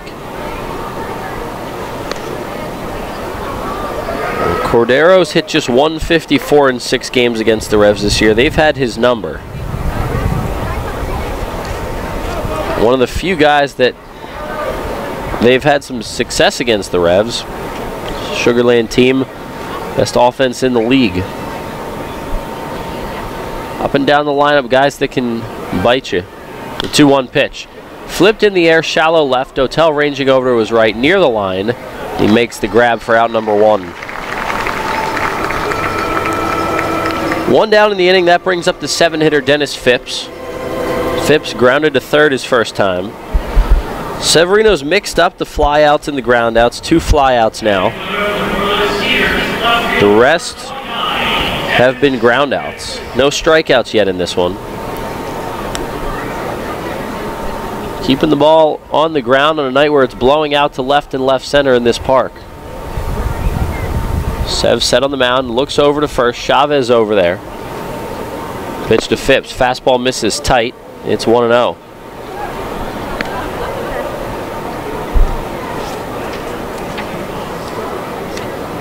Game 2 of this series tomorrow at 6:30. Game 3 on Sunday at 1 o'clock. Here's Phipps, a .252 hitter on the year.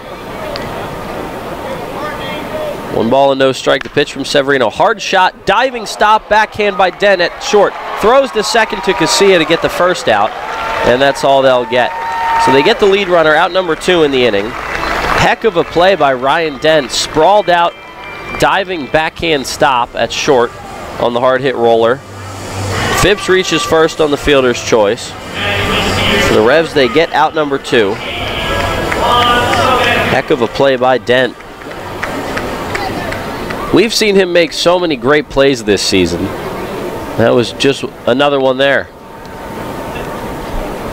Dent had a good series defensively against Lancaster. The Revs as a team did not, however. Severino looking for the ender. Here's Juan Silverio. First pitch strike, fastball on the outside corner, 0-1. 2 outs in the inning. Chavez, who led off the inning with a single, still over at first. Skeeters have not been able to move him.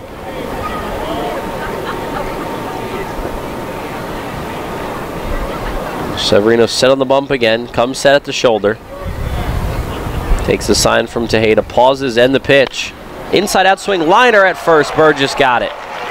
And that will end the inning. The hot shot that Burgess barehanded, had to reach up a little bit for it. If he didn't grab it, that was going into the right field corner. But it ends the inning. No runs, 1 hit, no errors, and a man left on in the inning. We'll go to the bottom of the 4th next. Still no score between the Revs and Skeeters. Stick with us. Brimmer has been York's license and notary specialist since 1969. An approved online messenger for PennDOT, it offers registration and driver's license renewals, online title transfers, money orders, and notary service, all with a friendly staff that guarantees your satisfaction. For more information on Brimmer's convenient hours and fast service, call 717-699-1060 in York or visit them on the web at brimmers.com. Brimmer Fast Licensing and Notary Service with 4 convenient locations in York and Lancaster. Shipley Energy is more than just an energy company. We're a family tradition. Our goal is to provide outstanding customer service and to make energy easy for you. From heating oil and propane to natural gas and electricity, our team can help. We also offer HVAC services, installation, maintenance, and service plans to keep your home safe and comfortable. In addition, our team can improve the quality of water in your home. To learn more, visit ShipleyEnergy.com or call 855-5-SHIPLEY. We make energy easy. You trust AAA to work at every mile. But AAA doesn't just cover your car. They can also cover your home. AAA Home Insurance protects every square foot. And when you add AAA Home Insurance to AAA Auto Insurance, you get more protection and more savings. Insurance that's not just insurance. Talk to your local AAA insurance agent today or visit AAA.com to learn more about AAA Home Insurance. This is Paul Fletcher. You're listening to York Revolution Baseball on the home of the Revs, Sports Radio 1350 WOYK. First in York, first in sports.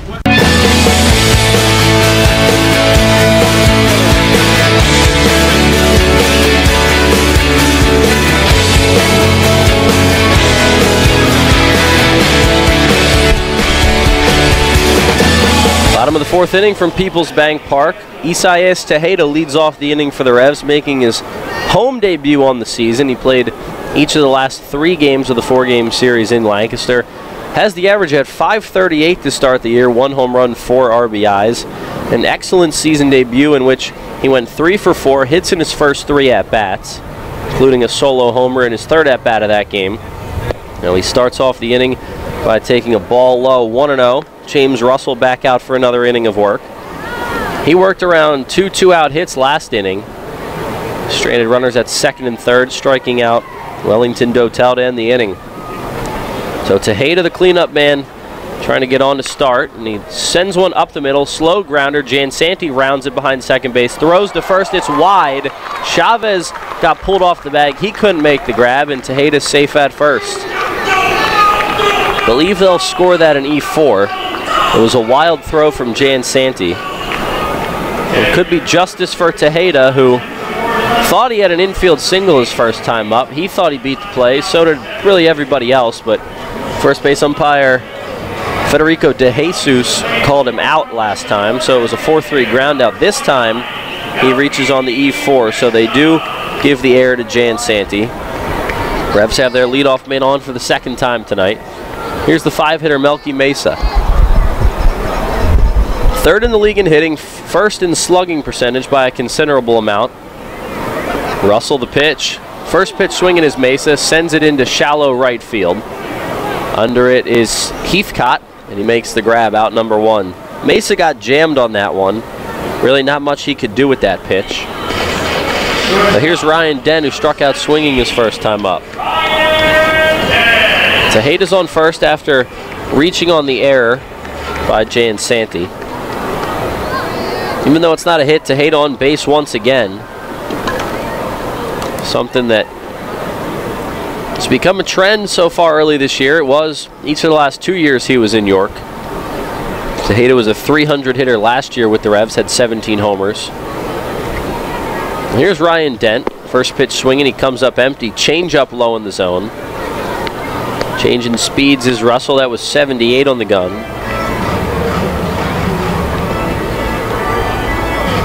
Revs and Skeeters scoreless in the bottom of the 4th. Revs have 4 hits, Skeeters have 2. Now the 0-1, fastball misses low and in.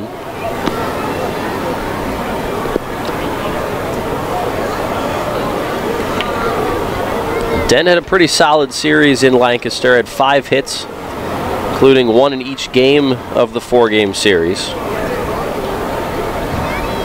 8 homers, 31 driven in on the air. He takes a changeup inside this time. It's 2-1. The average coming in was at 251.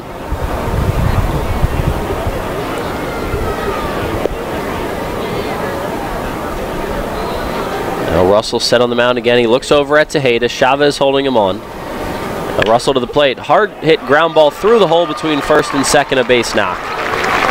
Ryan Dent, the first hit of the inning and 5th in the game for the Revs, and something's cooking here against James Russell. Runners at first and second with only 1 out.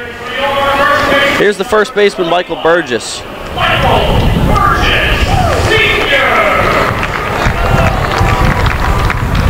Burgess, not a great series against Lancaster. He only had 1 hit. He was 1 for 10. But the hit was a go-ahead homer in Game 1 of that series. Game 1 of a doubleheader that the Revs eventually lost. They blew a lead. Team high 11 homers. He's up there on the league leaderboard. Lefty-lefty for Russell. Runners at first and second for the Revs in a scoreless game. First pitch to Burgess. He got a slider and missed it.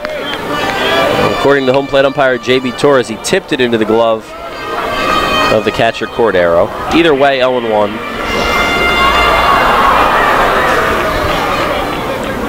Burgess tie for 3rd in the league with 11 bombs this year. Be a big spot for number 12. 0-1 the count, 1 down. And the pitch from Russell. Fastball way inside. It's 1-1. Still no score, bottom 4. Revs and Skeeters playing the first of 10 against each other over the next 2 weeks. They'll have to get to know each other quickly. Russell set again. Looks over at Dent at first, not being held on. They're keeping Tejeda close at second. The pitch to Burgess. Fastball in again. Russell going back to that same spot. It's 2-1. The third baseman Silverio shifted over more towards short. The shortstop Rondon is playing up the middle behind Tejeda in case he wants to creep in at second for a pickoff play. Normal depth on the right side of the infield for Jansanti and Chavez. Now a look at second and Russell steps off, looking Tejeda back. Rondon's doing a really persistent job of keeping Tejeda close at second. Burgess has a big hole between short and third. They're shading him towards right in the outfield. And the pitch, swing and a miss at a fastball. That one was middle of the zone, outside corner. And the count evens up at 2-2. Well, Phipps in left field is shaded towards the gap.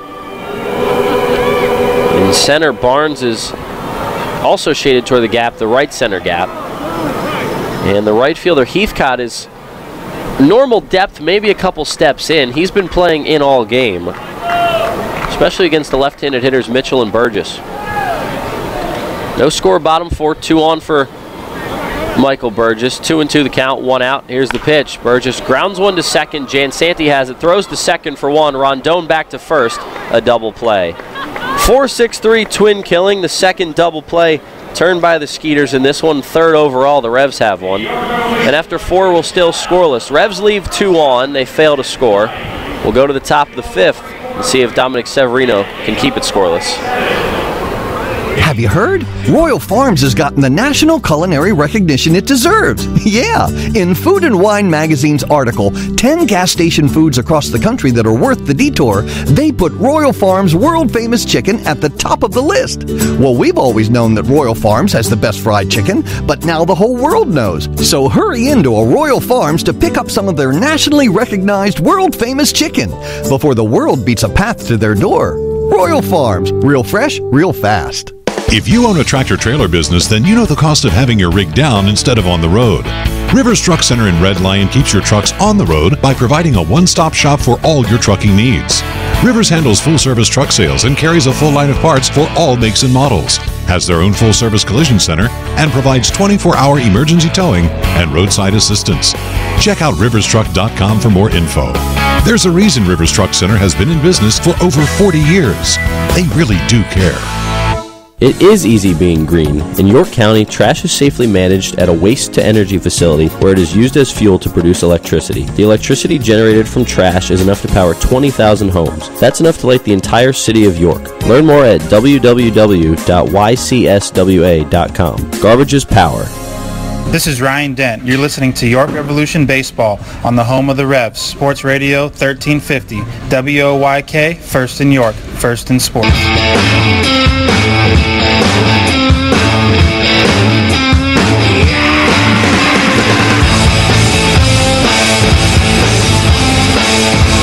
Dominic Severino back to work in a scoreless game. Top of the 5th inning from People's Bank Park.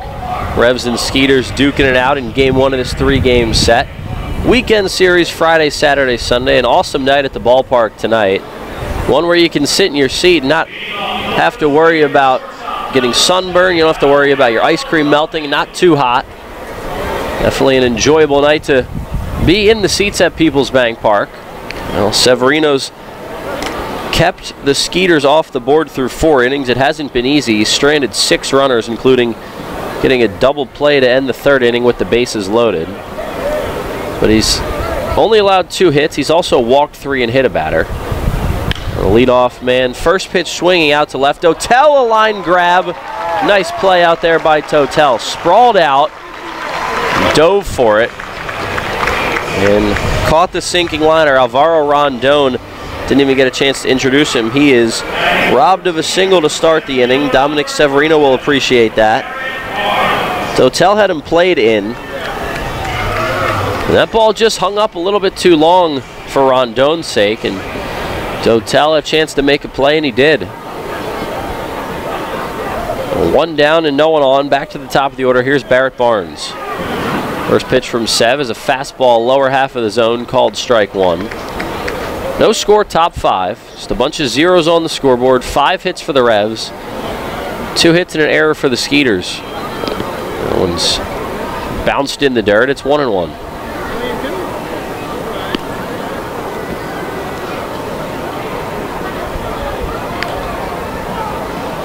Barrett Barnes has the average down at just 244 coming in. Just 4 homers, 24 RBIs. He scored 44 runs. Well, he pops this one up. Behind home plate, off to the side. Tejeda, the mask off, racing toward the warning track and makes the grab. Tejeda played that one well. The pop-up behind home plate, off to the right toward the Revs dugout. Tejeda caught it on the foul warning track. 2 outs for Severino in the inning. 2 up, 2 down, that is. Well, Isaiah Tejeda has done a good job behind the plate tonight. A couple pass balls in the Lancaster series, and did throw one runner out. Tonight, the Skeeters have stolen 3 bases. They all came in the first.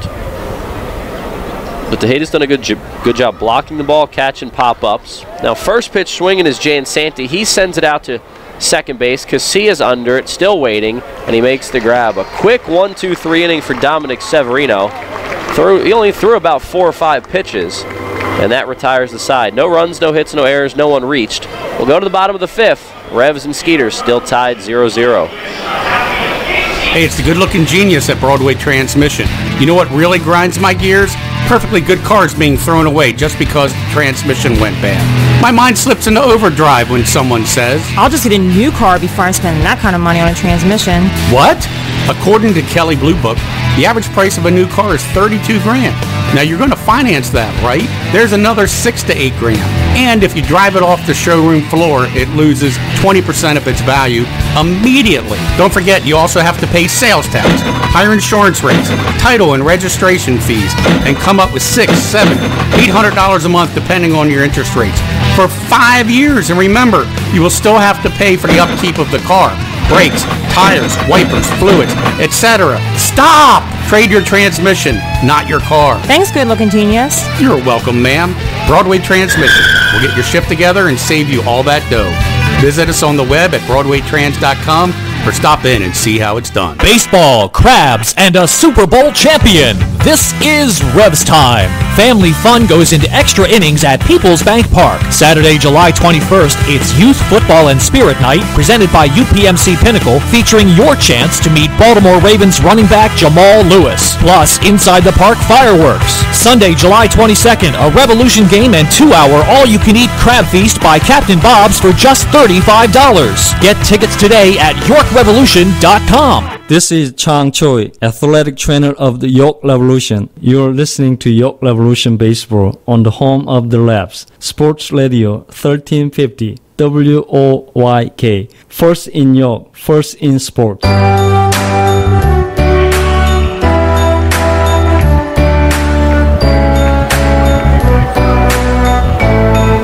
Jose Cuevas, Travis Witherspoon, Jared Mitchell, 8-9-1 to face Skeeter starter James Russell in the bottom of the 5th. No score between the Revs and Skeeters in this one, as Cuevas takes a strike on the outside corner. No balls and a strike. Revs have had success against Russell this year. He's thrown 3 games, 2 starts against the Revs. Both starts here in People's Bank Park. Cuevas takes a fastball outside. This one over as well, 0-2. He's 0-2 in those 2 starts with a 4.15 ERA, 13 innings, 8 runs, 6 earned on the season against the Revs. Also made a relief appearance in Sugar Land. Opponents hitting just .217 against him this year, but the Revs have 5 hits. As Cuevas skies one foul out of play, third baseline, remains 0-2. In his last start, Russell went 8 innings, gave up just 2 runs, and struck out 10 with no walks against the Road Warriors. Got a win. Revs fighting against him, though. They've left 2 men on base in each of the last 2 innings, 1 in the inning before that. The 0-2 to Cuevas. Ground ball to third. Fielded by Silverio. Throws to first after a spin. Cuevas is out, number 1 in the inning. He's 0-2 now. Well, Russell got a 4.63 double play ball. Got Burgess to hit into it with runners at first and second to end the 4th. That was a big get for him. The Revs were threatening. Revs had runners at second and third with 2 outs the previous inning and didn't score either. Here's the 9-hitter Travis Witherspoon, 0-1 with a pop out to the catcher tonight. The first pitch to Travis, breaking ball that misses high. It's 0-1. Spoon back in the 9-hole in center field again. That's where he spent most of the season. But excellent defensively, especially in the series against Lancaster. 1-0, slider on the outside corner. It's 1-1. Travis hitting .264, 4 homers, 16 RBIs on the season. He's swiped 8 bags and scored 20 runs. This is his 65th game of the season. He tried to check his swing there, and he did. That one was inside. 2 balls and 1 strike, 1 out in the inning. We're scoreless at the bank. James Russell and Dominic Severino going pitch for pitch in this one. Severino's given up 2 hits. He's also walked 3 and hit a batter, but no damage on the scoreboard. Spoon fights one off, and the count evens up at 2. Darryl, it's just one of those old-fashioned pitcher's duels so far. Bring you back into the broadcast. Yeah, had a good dinner. Yeah, how was that? That was good. Mushroom Swiss burger. 2-2 to Spoon. Hard hit ground ball down the third base line. And a game like this, you know, I don't know which team it favors, but the Revs have shown they can play in close games, that they can win close games. They've played this Sugar Land team tough this year, but right now they just haven't been able to get on the scoreboard against Russell. The hits have been there. 2-2 pitch to Spoon, swing and a miss, slider outside corner. 4 punch outs in the game for Russell, 2 up, 2 down in the inning. Well, the swing and misses don't help. No, they need to bunch some hits together against him. They've had at least 1 in every inning so far until the 5th. They had 2 in the 3rd, 1 in the other innings, but they haven't bunched them together yet. And the game has a little bit of a strange feel because of the work that Severino had to put in the 1st and 3rd to escape, but that 5-pitch 5th really helped. Mitchell shows bunt, takes a strike, or it didn't look like he pulled back there. Well, it's called a ball. Forced Silverio in at 3rd. The last time the Revs beat Russell, they got a 3-run 4th inning against him and then got an unearned run, insurance run in the 6th inning of that game. Mitchell taps one foul, 1-1. So the runs they scored in that game really all came at once. They didn't knock the cover off the ball, but they did just enough against Russell. And the other time they had 2 base runners in an inning, and Burgess hit a 3-run homer. But yeah, he's given up contact, and of the 5 hits, 4 are singles. Well, Mitchell drops another bunt down, this time foul. It's 1-2. Russell's not a guy who walks guys. 40 strikeouts and only 7 walks this year. 3 of them came in 1 game, though. That was the last time he faced the Revs, so they saw him well in that one.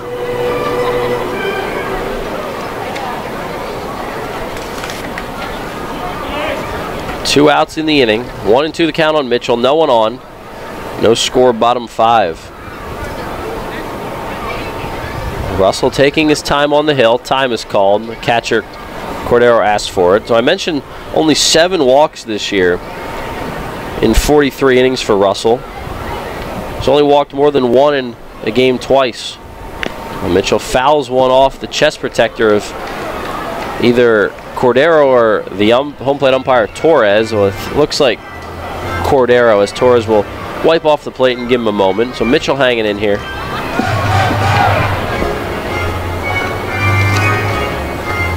They actually got him in one of the fingers in the glove, I think, got in the way of the chest.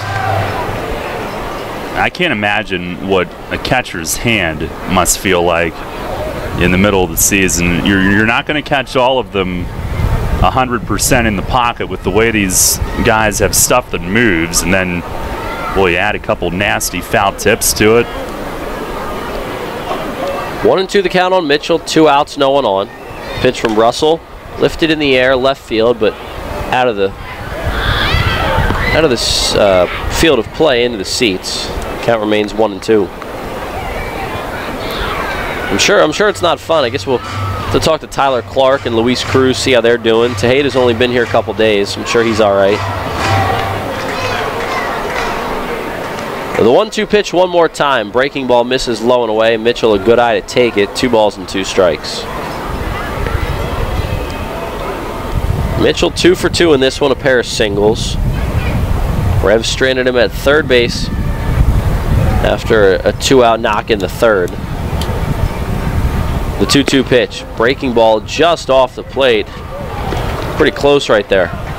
Yeah, you don't want to leave it up to the umpire to make that decision, but a good eye, just ever so slightly up, maybe off away. Now we'll go with the 3-2 pitch, Will Russell. Here it is, fastball spoiled foul. Great at bat from Mitchell with 2 outs. Revs looking to get a 2-out rally going and break this scoreless tie. Russell's worked around 5 hits so far in the game. Severino for the Revs has been dominant, working out of early trouble. Now Mitchell fouls another one off and the count remains full. This is what a leadoff hitter's supposed to do, and now Mitchell not leading off this inning, but he is this team's leadoff guy, wearing out Russell. Now you get along at bat, it could be the difference between them going to the bullpen an inning earlier, later in the game.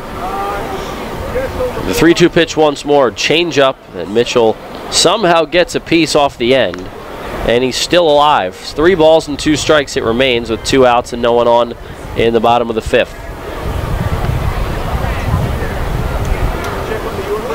Just an excellent approach from Jared here so far in the game. He already has 2 hits, and Russell can't figure him out and put him away here in this at-bat. Cordero sets up low in the zone. The 3-2 pitch, breaking ball misses away, and Mitchell works a walk, a beauty of an at-bat, and he's a 2-out base runner. He's been on base all 3 times tonight, single walk. How about Jared Mitchell getting hot at the top of the order? And a lot of times the difference between, you know, having your average, I don't know, 20 points higher and on base, a lot of times it's a hitter's ability to foul off tough pitches, and he certainly did that in that trip to the plate. Here's Casilla batting from the right side, and Jared Mitchell's picked off first base. Gets himself in a rundown, tries to fake out Chavez, but he's tagged out to end the inning. Mitchell looked like he was ready to put the moves on, but it didn't work out, and that's how this one ends. So Russell picks off Mitchell to end the inning, and he faces the minimum doing so. No runs, no hits, no errors, and no one left on. We'll go to the top of the 6th. We're still scoreless from People's Bank Park. You know, something funny happens when people buy their dream home. They can both look at the same thing and see it in an entirely different way. He sees a man cave, while she sees an art room. Hi, my name is Ryan Scott with J.G. Wentworth Home Lending, and this has become a common theme from our happy customers. With our competitive rates, quick process, and close-on-time guarantee, why would you choose another mortgage company to finance your dreams? Call us today at 855-JGW-LEND so we can get you on your path towards home ownership. J.G. Wentworth Home Lending will take care of all the details of purchasing your home so you can focus on what to do once you move in. You know, will that great backyard be a beautiful garden? Or a beautiful new pool? Yeah, that's one detail we'll leave up to you. Call 855-JGW-LEND today. Mortgage loans offered by J.G. Wentworth Home Lending, LLC. 3550 Commission Court, Woodbridge, Virginia. NMLS ID 2925. NMLSConsumerAccess.org. Equal housing lender. I'm a chef. Pleasing my patrons' palates is paradise. But lately, when I hear a cheer from the dining room, it's Keno from the Pennsylvania Lottery. Sure, it could be my veggie lasagna, but chances are it's customers picking numbers to win cash with drawings every 4 minutes. Keno's fun, exciting, and you can enjoy it as an appetizer or a main course. Hey, everything tastes better with winning. Keno, it's here. Played at your favorite bar or restaurant. Players must be 18 or older. Please play responsibly. Benefits older Pennsylvanians every day. Listen live, on demand, and on the go. Download the new WOYK app on the Apple and Google Play stores today.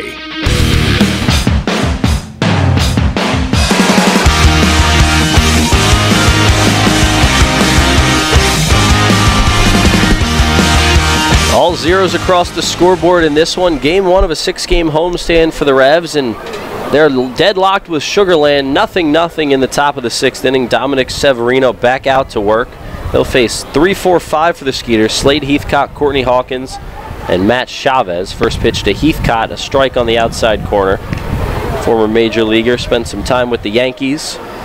One of the newer additions to the Skeeters roster. They've made some changes since they were here last. Second pitch of the inning skips in front of Tejeda. 1-1 the count.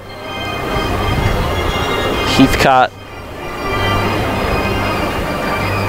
a newcomer I mentioned,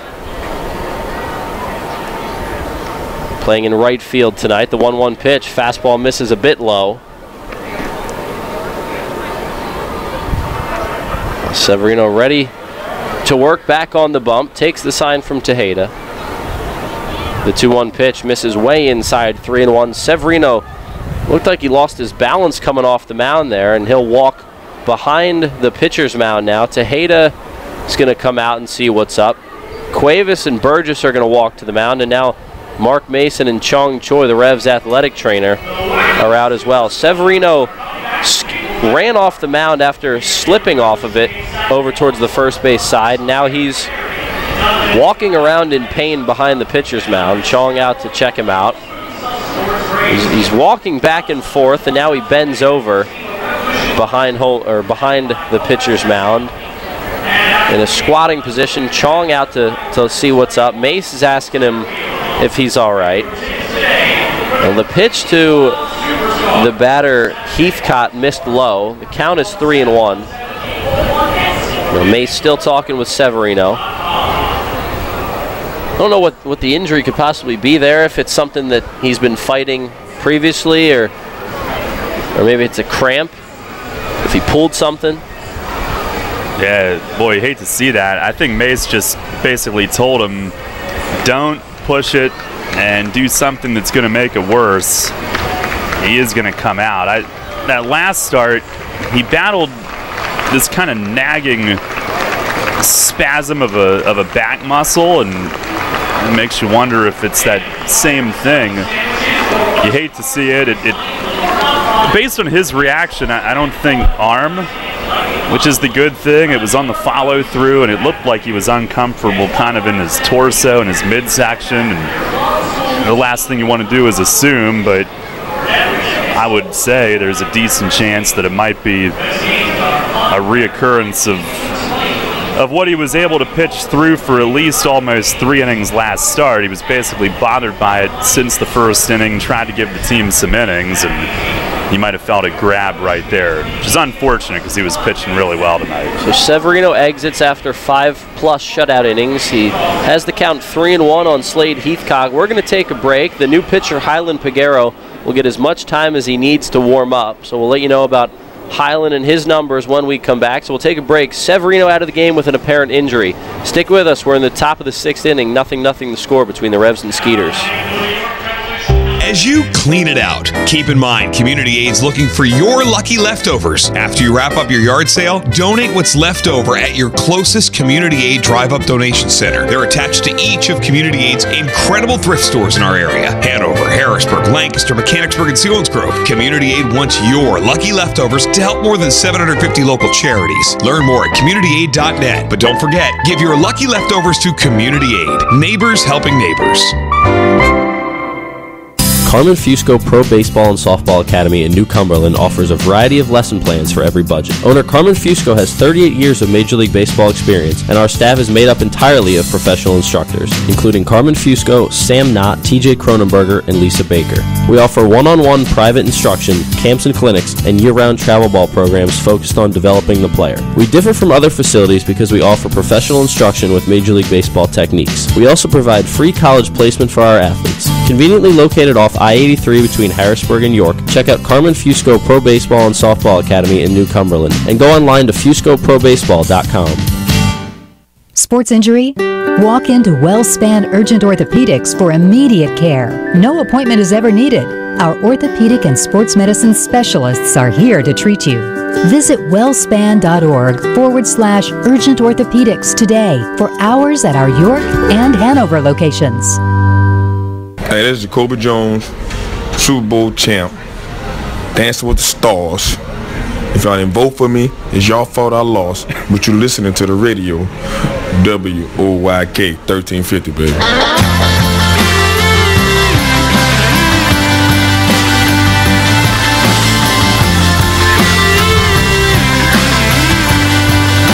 Highland Piguero takes over for Dominic Severino, who left the game with an apparent injury after the last pitch he threw. It was a ball low to Slade Heathcott, the leadoff man for the Skeeters in the top of the 6th. The count is 3-1 on Heathcott, and that's the count that Piguero will inherit. So it is Highland Piguero, the former big leaguer, 37 years old, that will take over for Severino. He wasn't grabbing his arm or anything of that nature, elbow, shoulder, nothing arm related. So that's excellent news. But Daryl, we talked before the game and about all the problems that Severino's had around his starts. He was sick for a couple of them, and the last couple starts he's dealt with something. This time, who knows what it is, but it could be that spasm that he was dealing with last time out. But you really hate to see that happen to a guy that was pitching so well. Yeah, I mean, for all the things he's gone through this year, he deserves a chance to ride this game tonight as long as he could. Only 2 hits through 5 and beginning the 6th inning. And young guy trying to build his career through this league and trying to overcome so much this season. And he's down there walking around in the dugout. He's got to be so frustrated, but hopefully it's not anything that's really long-term. Figueroa's ready to go. 3-1 the count on Heathcott. Highland's first pitch of the night. Fastball popped up, shallow left center field, dent out. So is Dotel. He comes in, and he makes the grab for out number 1. So that's a relief that Figueroa gets the man Heathcott right there, because he inherited the count, and that's always a hairy situation in baseball. What happens if he walks him? What happens if he gets him out? But Figueroa does retire Heathcott, so we don't have to worry about if he reaches base, whose base runner he is. And 1 down here in the 6th. Figueroa's first pitch to Courtney Hawkins now. Slider away, breaking ball swung on and missed. It's 0-1. Figueroa 2-2 with a 2.91 ERA and 30 appearances on the season. With the Revs, 1-1 with a 2.66 in 18 games. The 0-1 to Hawkins, another slider away that he comes nowhere near, and it's 0-2. Figueroa's 31st appearance of the year. He's thrown 34 innings total. 23 2/3 of them have been with the Revs. 28 strikeouts on the season. Make it 29. Fastball freezes Courtney Hawkins right down the middle. And Figueroa has another strikeout to his total. 2 up, 2 down for him. Has there been a better reliever in the game right now than Highland Figueroa, Daryl? He's been awesome. He's got that look about him again tonight, working quickly. He's feeling it. Not often you see a strikeout looking on a fastball right there. The hitter either doesn't pick it up, doesn't see it, or is looking for something else. But he has come in and made quick work. Here's Matt Chavez with 2 outs and no one on. First pitch, nasty slider down in the zone, 92 miles an hour. Well, for Figueroa, he hasn't allowed a run over his last 9 innings of work. That's spanned his last 6 outings. He's allowed just 2 hits with 9 strikeouts over his last 6 appearances. ERA down to 2.66 with the Revs. A fastball on the outside corner. It's just strike after strike with Highland Figueroa. Has thrown 6 pitches since coming into the game, all strikes. Getting back on the mound, ready to go to work. The eye of the tiger. Working on a 9-inning scoreless streak. Well, now 9 2/3. Now the 0-2 pitch, slider misses away. The first ball he's thrown in the inning. Chavez, good job laying off. And he tried to back out and make Figueroa wait a little bit, because otherwise Highland is ready to go. 1-2 the count on Chavez. 2 down in the top of the 6th in a scoreless game. Now a slider misses high there. And the count evens up at 2.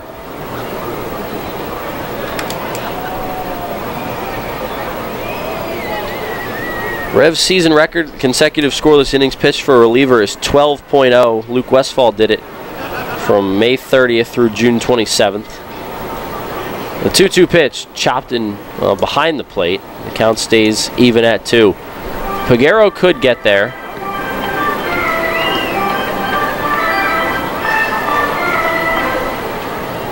Two balls, 2 strikes, 2 outs in the inning. Got to expect Figueroa to go multiple innings in this one. It's what he's done a lot of recently. Chavez, the tall, lanky Skeeters first baseman, digs back in. Here's the 2-2 pitch, breaking ball in the dirt, and the count runs full. So all of a sudden he's lost the count here. It's gone from 0-2 to full. Chavez has done a good job up there. Yeah, just not chasing. It's one of the reasons he's near the top in the league in hitting. Doesn't get himself out very often. Highland takes the sign from Tejeda. And the 3-2 pitch, slider fouled off. Chavez seeing it much better than Courtney Hawkins did, previous batter. But that at-bat to Hawkins was something special. Slider away, fastball that absolutely froze him. Maybe the best 3-pitch sequence we've seen from him all season. The count remains full on Chavez. Guerrero looking for a 1-2-3 frame. And the 3-2 pitch, slider misses just a bit inside and low. And we go from 0-2 to a walk for Peguero. Fourth batter that has walked in the game for the Skeeters. Chavez has now reached base safely each of his last 2 times. Yesterday, Robert Carson, a great job on a day where he wasn't at his best necessarily to give him 6. And they only use McGee and Westfall, so the fact that they have to go to the bullpen after 5 today, a little more able to withstand that heavy workload earlier in the week. Well, here's the catcher Cordero, the man on first and 2 outs. First pitch swinging, he comes up empty. 84 on the gun from Peguero on the changeup. Still scoreless top 6. Nice night at Peoples Bank Park. Lights are on, sun not completely set, still some light off in the distance. Peguero ready, the 0-1 pitch. Fastball, or actually a changeup, misses way outside. It's tough to get a read on Peguero's pitches out of his hand. Such a violent motion to the plate. It's got to make it tougher in the hitter, too. Got that whole whip action with the entire body coming right at you. You're trying to pick it up out of a tiny release point. Now the 1-1 fouled to the backstop. It's 1-2. Peguero 6'0", 185 pounds. Born in 1981, a native of Azua in the Dominican Republic. Makes his home now in Greensboro, North Carolina. Had stints with the Diamondbacks in 07 and 08. He's been well traveled in his big league career, well, in his career in general. The 1-2 pitch to Cordero, fastball misses out, and it evens up the count at 2. Definitely one of the better pickups the Revs have made this season, though, when they got him from the Road Warriors after he was released. No doubt. That was pretty early on, back in May, that they acquired him. 2-2 the count, runner on first, 2 outs, the pitch. This is just off the plate. J.B. Torres didn't even flinch. And another full count, so Isaiah Tejeda is going to let everybody know that the man on first, Chavez, will be off on the pitch. Still scoreless in the 6th. Peguero got the first 2 outs on 4 pitches. Then went 0-2 to a walk on Chavez, and the count's now run full on Cordero. Peguero waiting for the sign from Tejeda. Revs looking to get out of this 6th inning with no runs on the board for the Skeeters. 3-2 pitch, swing and a miss, fastball up in the zone. 2 punch-outs in the inning for Peguero, and he works around the 2-out walk. No runs, no hits, no errors, and a man left for Sugarland in the 6th. Revs pitchers combined for 6 shutout innings and allowed just 2 hits so far tonight. We'll go to the bottom of the 6th and see if the Revs can break the scoreless tie. Money and business are essential to the strength of a community. So is cheering and celebration and music and fun. That's why York Revolution games, concerts, youth sports, special events, and more happen at a place called Peoples Bank Park. Peoples Bank has been serving York County for more than 150 years. Always cheering, always celebrating, always committed to the things that make York County great. And to you having a great time at Peoples Bank Park. Peoples Bank, member FDIC, equal housing lender.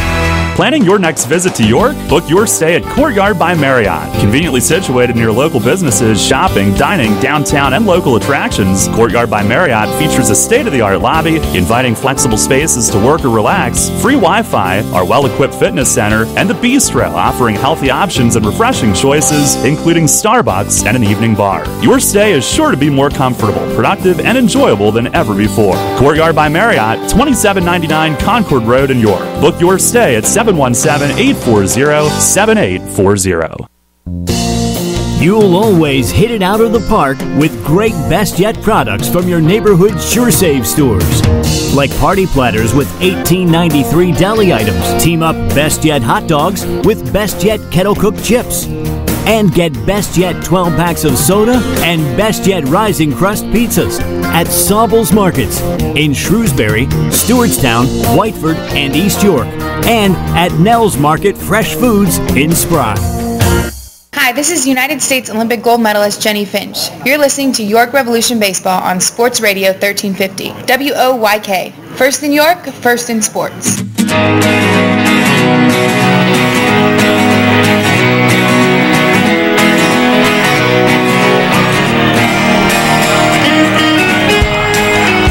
No score, bottom six from Peoples Bank Park. Michael Marcantini and Darrell Henry with you on the broadcast. Happy to have you with us listening or watching if you're watching on YouTube Live, but most of you, of course, listening on WOYK as always, the loyal listeners. Alexi Casilla, Wellington Dotel, Isaiah Tejeda, 2-3-4 for the Revs in the bottom of the sixth inning.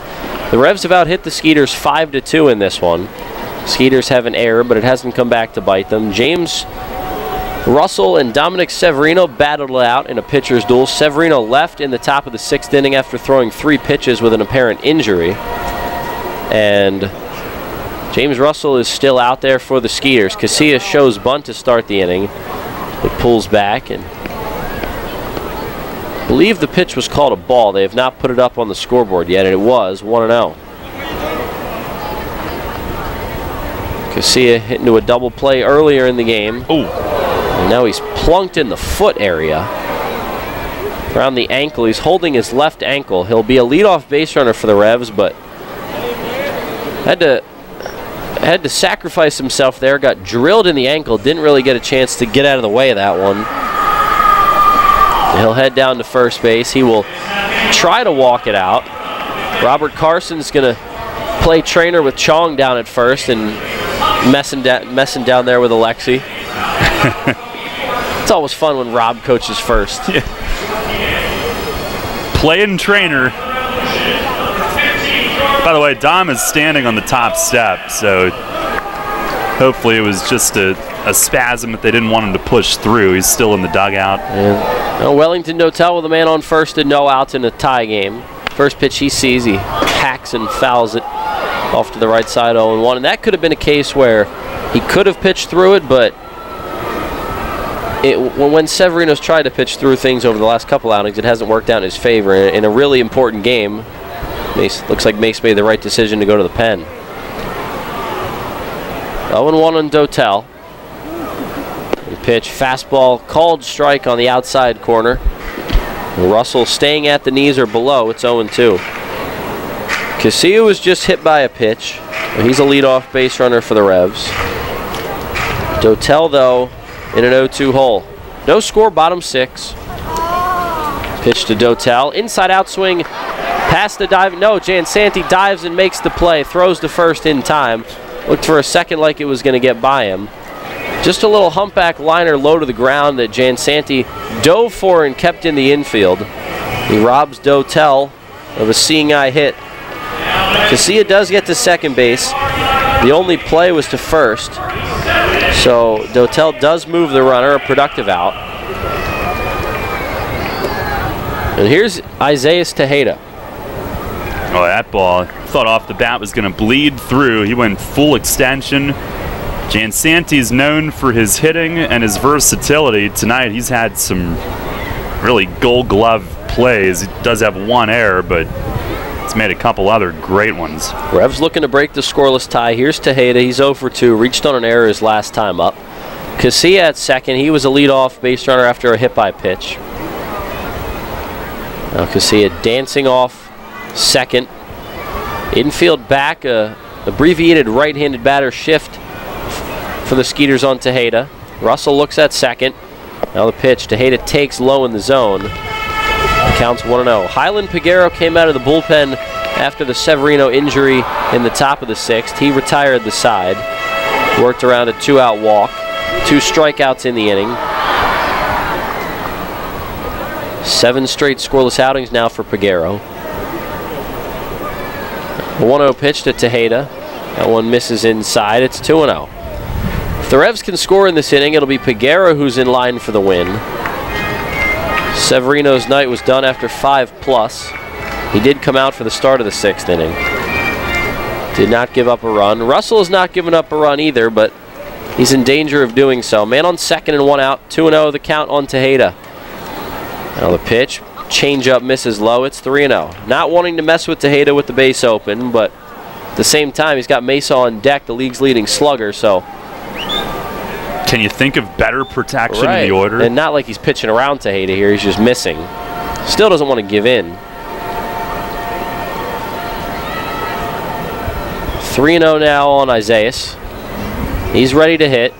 Casilla dancing off second. Here's the pitch. One misses high, a changeup. So not necessarily pitching around Tejeda, but I'm sure he didn't want to leave one over the middle of the zone for a guy who's hot through just 4 games this year. Yeah, it's sort of like, with first base open, it's almost like living to see that next day. Don't make a mistake to this guy. It gives you 2 chances. But if he falls behind here against Mesa, his leash won't be so long to mess around with the off speed and things like that. Try to get him to chase. Skeeters have a right-hander loosening up down the left field line. Corey Domel, the team's pitching coach, out to chat with Russell and the entire infield as they gather on the mound. So Melky Mesa will hit with Casilla on second and Tejeda on first and 1 out. Scoreless game, bottom of the 6th. Well, Russell is 2-1 with a 2.70 ERA over his last 3 starts. He's struck out 21 batters and walked just 1 over that stretch, but that 1 loss came against the Revs.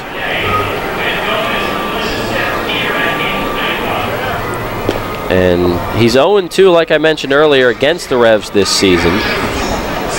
So the success that the rest of the league has had against Russell, the Revs are a big part of that.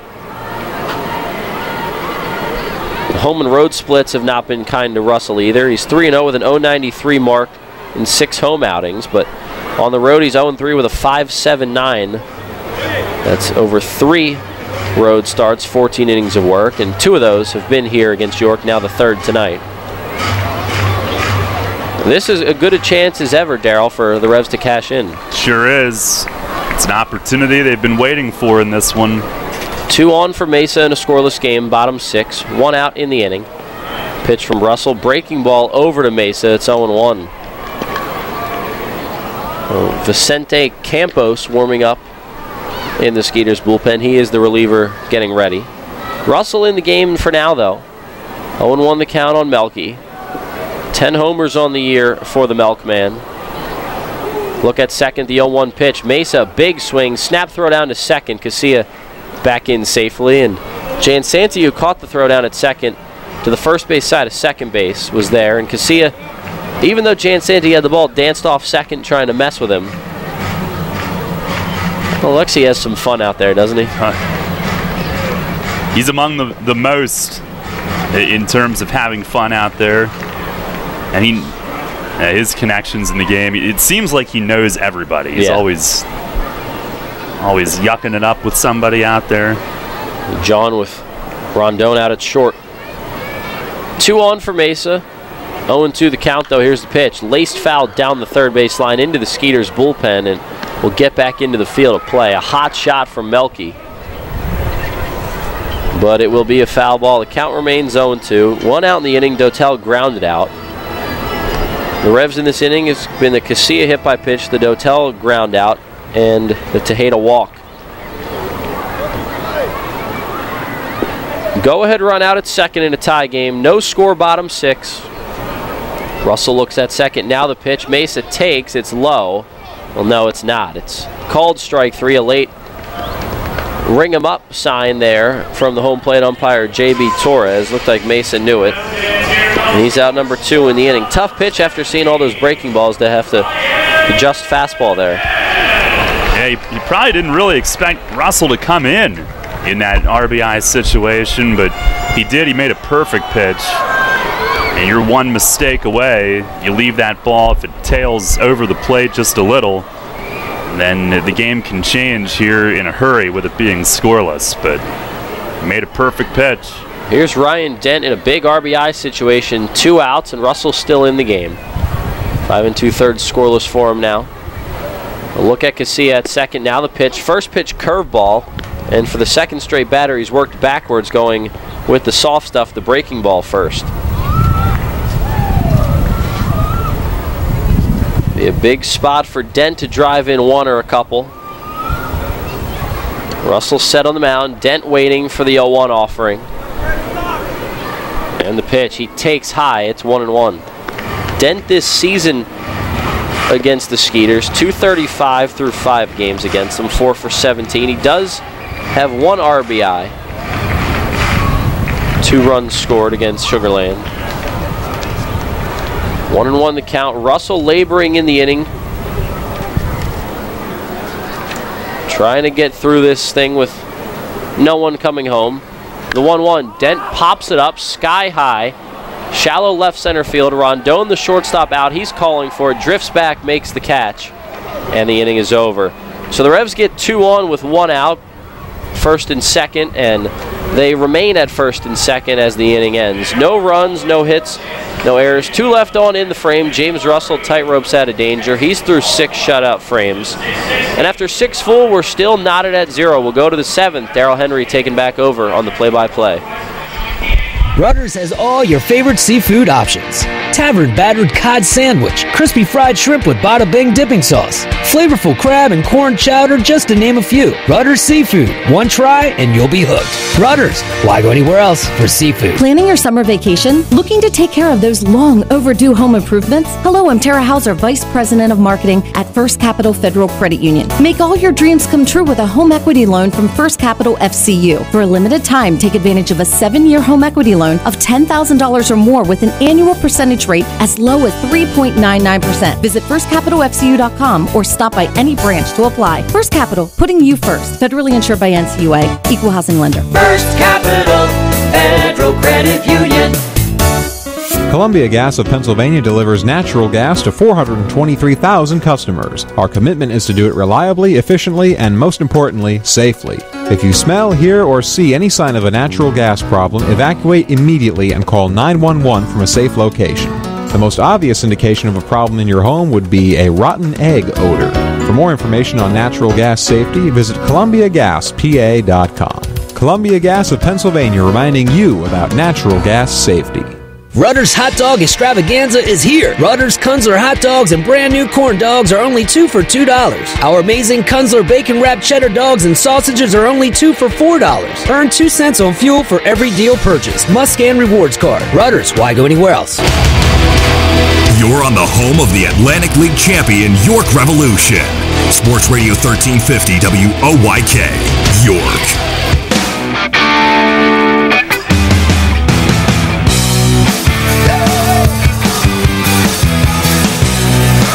Head of the 7th inning, no score here tonight. Revs have now stranded 6. So have the Skeeters. Ricardo Gomez comes on. Pitching change brought to you by Maple Donuts. Last time out, he had his 10 outing streak of multiple strikeouts snapped. He was touched for a run in Lancaster. Dennis Phipps leads off. Swing and a miss late on a first pitch fastball. 7-8-9 due up. Phipps is 0 for 2 tonight. Grounder to third and a fielder's choice at short on which Dent made a great play. The 0-1. Fastball just outside. Gomez a run on 2 hits allowed on Wednesday night in Lancaster. Did not strike out a batter in that one. The previous 10, though, were something else. It's the 1-1. Swing and a miss. Half swing from Phipps. Couldn't lay off upstairs. The previous 10 for Gomez, 10 2/3, 22 strikeouts, and just 3 walks on that stretch. Already the 1-2. And it's a called third strike. Fastball on the black. Phipps knew it. And Gomez right back in form. 1 away here in the 7th inning. Didn't take long for him to get that pitch working tonight. He's had a different aura around him lately. The vibe's been different when he's on the mound. He's been a guy who's just get down to business. Him and Peguero both. Different look about them. Here is Silverio. First pitch, fastball, misses away. Silverio 0 for 2.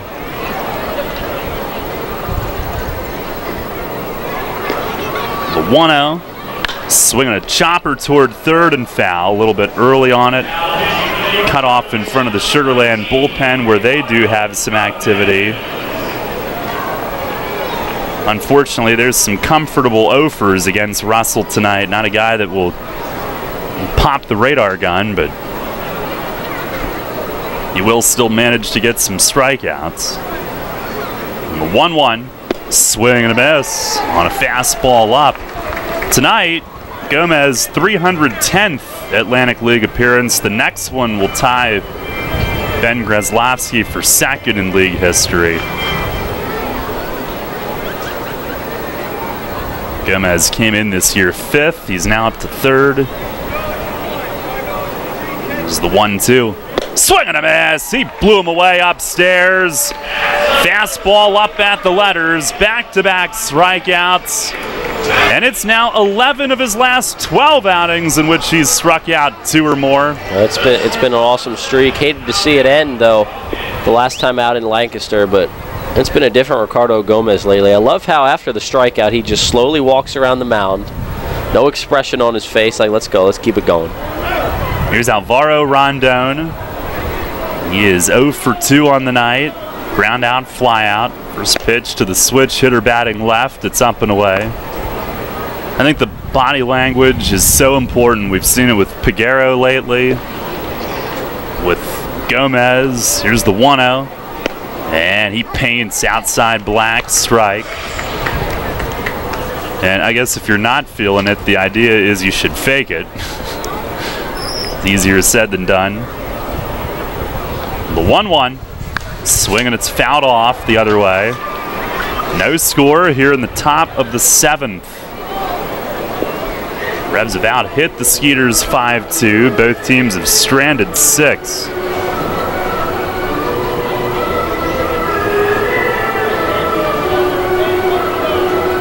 Gomez nods yes. He's ready with it.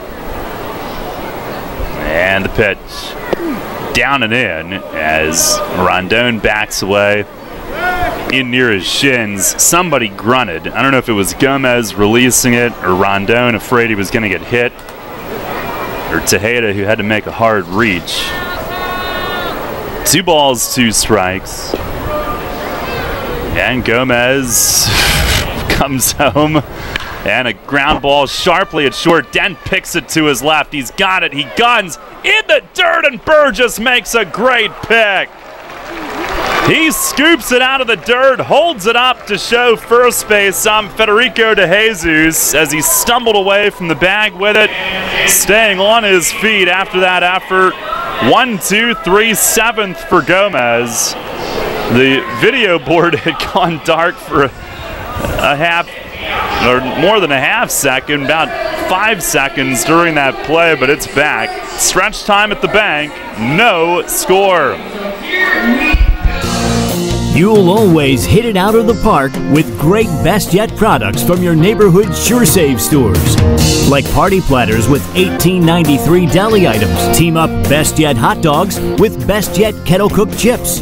And get Best Yet 12 packs of soda and Best Yet Rising Crust pizzas at Sobel's Markets in Shrewsbury, Stewartstown, Whiteford, and East York. And at Nell's Market Fresh Foods in Spry. Facing a legal issue can be a frightening time. What's my course of action? How do I know who to call? Fortunately, the York County Bar Association makes it easy. Now, you only need to make one call to find the right lawyer for you. Call the York County Bar Association and let us help you find the right lawyer with our Attorney Connection Lawyer Referral Service. Just call 854-8755 or visit yorkbar.com. Don't hesitate in getting the help you need. Contact the York County Bar Association and let us help you find the right attorney at the right time. You trust AAA to work at every mile. But AAA doesn't just cover your car. They can also cover your home. AAA Home Insurance protects every square foot. And when you add AAA Home Insurance to AAA Auto Insurance, you get more protection and more savings. Insurance that's not just insurance. Talk to your local AAA insurance agent today or visit AAA.com to learn more about AAA Home Insurance. Hi, this is Mark Mason. You're listening to York Revolution Baseball on the home of the Revs, Sports Radio 1350, WOYK.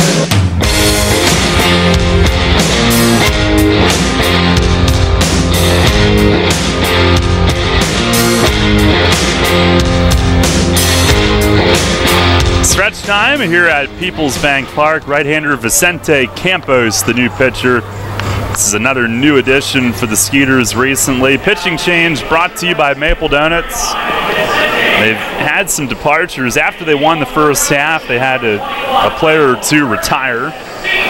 Ben Grissett just recently departed for Mexico. Michael Burgess Sr. will lead it off. He is 0 for 2 tonight. And in to face the 6'3" righty. Different look from Russell, obviously. First pitch is down and in. Cutter at 89. Campos throws over the top. Downward angle. 6'3", 230. It's the wind, the 1-0. And it's a called strike on the outside corner. It is his 4th appearance. 3 scoreless innings so far, only 1 hit allowed. 1-1, and a swing and a miss. Had Burgess reaching for a changeup. Campos has struck out 3 in his 3 innings. No record out of the bullpen for him just yet. There's the wind, the pitch, and a swing and a miss. Doubled up on the changeup, and he got the same result. As Burgess pulled off a little bit, 1 away here in the 7th inning. Well, Mike's struggled a little bit lately. Other than that home run in Lancaster, it's been a rough last few games since the All-Star break. Just got to get him going again. Now here is Cuevas, who's grounded out both times. Campos was at AA and AAA in the Angels system earlier this year. Struggled a bit, though. First pitch is swung on, fouled against the netting. AA Mobile, AAA Salt Lake. 12 outings, combined ERA over 7. Made his major league debut just 2 seasons ago with Arizona.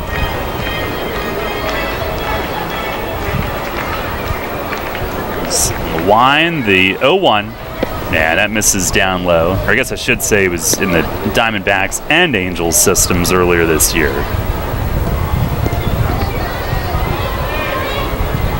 Big league debut with Arizona. 1 appearance 2 years ago. He fires. Curveball slipped. Cuevas hits the dirt. He takes a seat in the batter's box as that slipped and went up over his helmet. That's not fun. That's not fun at all to have that come up near your head. Got some dirt on his shoulder because of it.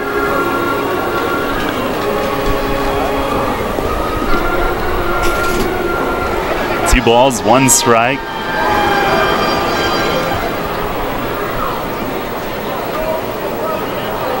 Campos' dad, a former Major League infielder, Jose Escobar, played for the Indians. There's the 2-1. And he snaps it in the dirt. Campos from Venezuela. And he's cousins with Ronald Acuna, Alcides Escobar, former big leaguers Kelvin Escobar and Edwin Escobar. Good baseball family right there. No kidding. Here's the 3-1. And it's over for a strike. Went change up there. Alcides Escobar, World Series champ. Ronald Acuna, one of the top prospects in the game. He's battled some injuries this year, but it's a heck of a baseball family. Man. Names just kept rolling off there. It's the 3-2. Swinging a high fly to shallow center. Barnes coming in from center, and he gets there in time. Jansanti was playing traffic cop going out from second. It ended up more in right center, shallow. Barnes there first with Heathcott coming over as well, 2 away. And now Travis Witherspoon, who tonight has fouled out and struck out. No score in the bottom of the 7th.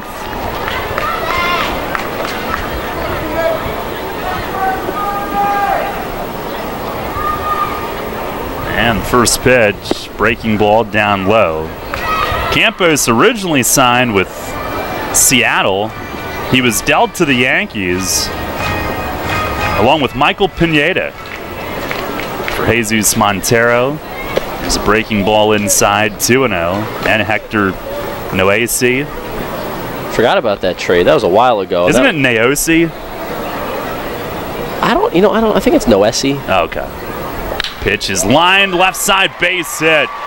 Past the diving Rondon from short. Witherspoon rips it into left field. And he's a 2-out base runner. Every runner feels like a rally in a scoreless game. Well, that'll work. I mean, really anything. Doesn't matter that there's 2 outs. To score in a game like this, you might have to do it with 2 outs. And right now, this is the guy that you want up. Jared Mitchell gets to face a righty this time. He's been swinging a good bat, seeing the ball well. If there's a time to come up clutch, it's now. I mean, this game has walk-off or at least late inning 1 run's going to win it, written all over it. Why not do it now? Throw to first. Spoon dives back. Maybe a little bit better opportunity to run now for the Revs with the lefty out of the game. Russell went 6 scoreless, 5 hits, 2 walks, 5 Ks. 2 of the 5 hits belong to Mitchell. Another move, Spoon dives in again. Mitchell reached all 3 times off Russell, 2 singles and a walk. But Russell caught him attempting to steal, ending the 5th inning.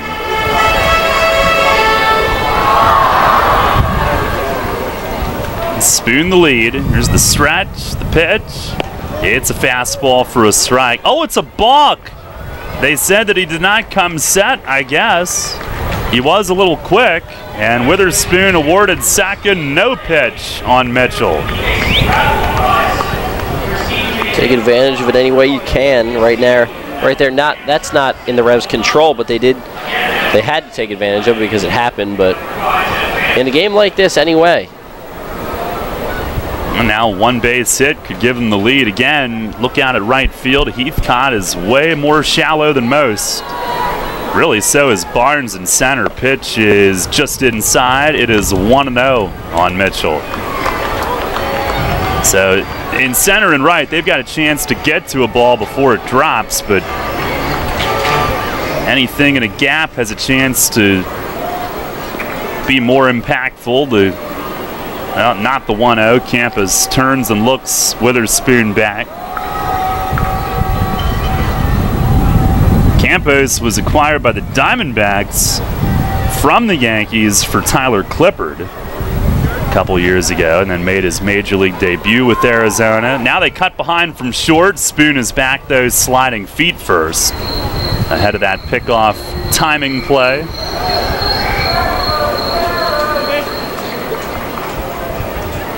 (1-0) on Mitchell. Revs are now out hitting the Skeeters 6-2. There's the stretch, the 1-0, and a swing and a miss. Fastball down and in.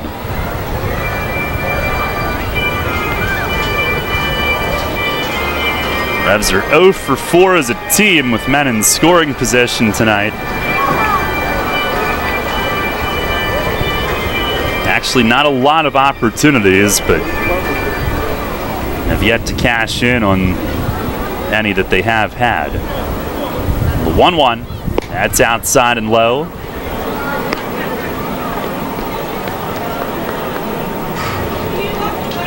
Been a while since we've had a game scoreless this late. Yeah, I can't remember the last time. I like it though. Yeah, a good old-fashioned pitcher's duel every once in a while. Every pitch means a little bit more. The 2-1. It is right there. Cutter for a strike. Mitchell couldn't pull the trigger. Got another one to work with, though. 2-2. Revs last inning left runners at first and second. They actually have left a runner in scoring position 3 of the last 4 innings. Now ready. The 2-2. And a swing. He just scraped a piece of that right at the feet of Cordero. Foul. Good job hanging in there. And with the game scoreless so late, it got me looking back at the scores of the games in this season series. Haven't been a lot of low-scoring games. A couple 3-2 games. There was a 4-1 game, but there was a 10-6 game, 13-5, 8-0, 9-5, 7-3. Now, those are all losses, unfortunately. The 3 Revs wins have been close games. Now Campos steps off. He almost clipped his cleats on the rubber there. Already has 1 balk this inning. Has Spoon at second after the 2-out single. Another 2-2. And a line drive other way. Base hit left field. Gonna try it. Phipps is up throwing. It is late. He scores. Witherspoon slides across. Jared Mitchell, the RBI single the other way. And the Revs have cracked the scoring column first tonight. It's 1-0 York here in the bottom of the 7th. Had a feeling that's the guy that was going to do it tonight. He's been the guy over the last few games. The team has struggled, but Jared Mitchell is getting on a red-hot pace. Another hard hit ball. Stayed to the left side of the diamond with that one and shot that one past Rondon. Great send by Polo, knowing that it was going to take a perfect throw to get Spoon. And Spoon cut that third base bag perfectly. Big time right there from Jared Mitchell. 3 for 3 tonight, on base for the 4th time. And here's Alexi. First pitch, he shows bunt, and it tails over the outer half for a strike. Rondon dove from short to the backhand, couldn't get there. And like you said, Spoon being sent by Polo all the way. Now Mitchell on at first.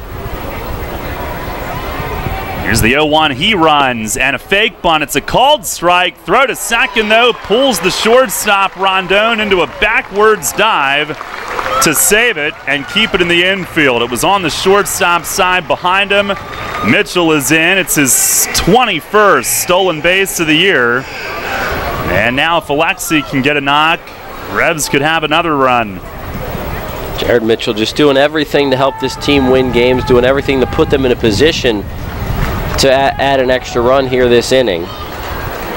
Love the fact that he's running more. Here's the 0-2, and it misses down and away. They call that a strike. The previous pitch, it was high. Alexi had shown a bunt, trying to make it tougher for Cordero to throw. Looked like it was a called strike, though. Here's the 1-2. And he chops it to second base. Couple big hops to Jansanti charging in. He'll toss it over to first to end the inning. But the Revs have scored the first run of the night, coming in the bottom of the 7th inning. 1 run, 2 hits, 1 man left. We go to the 8th. It's 1-0 York. Everything you've worked for may be facing a hostile takeover, but step outside the boardroom and look around. Not taking care of business right now could leave you dealing with a hostile takeover by crabgrass later this summer. And broadleaf weeds are just beneath the surface, ready to take their share of your turf too. Prevent hostile takeovers. Call Heritage Lawn and Landscape Care and give your lawn a good, healthy start this year. Heritage Lawn can apply crabgrass pre-emergent and quality fertilizer now to fortify your lawn for later. HeritageLawnandLandscape.com. World-class care right in your backyard. Neighbors not so neighborly anymore? Sick of the size of your current home? Is renting feeling like a relentless waste of money? Agent Adam knows the feeling. With a 100% contract-to-close track record, Agent Adam and Housebroker Realty will sell your home quickly and help you buyers explore new home ownership with confidence. Go to agentadamsells.com or call 717-757-9999 and ask for Agent Adam personally. That's agentadamsells.com or 717-757-9999. Money and business are essential to the strength of a community. So is cheering and celebration and music and fun. That's why York Revolution games, concerts, youth sports, special events, and more happen at a place called People's Bank Park. People's Bank has been serving York County for more than 150 years. Always cheering, always celebrating, always committed to the things that make York County great. And to you having a great time at People's Bank Park. People's Bank, member FDIC, equal housing lender. Hi, this is Enoel Polanco, and you're listening to Your Revolution Baseball on the home of the Revolution, Sport Radio 1350 WOYK.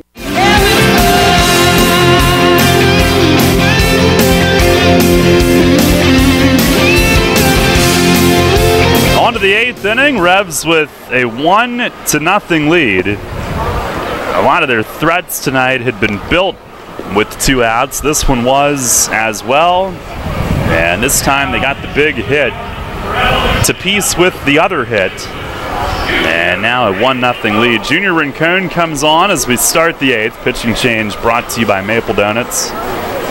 He's been pitching really well here lately as well. So far the bullpen tonight, Piguero took care of the 6th inning after Severino exited.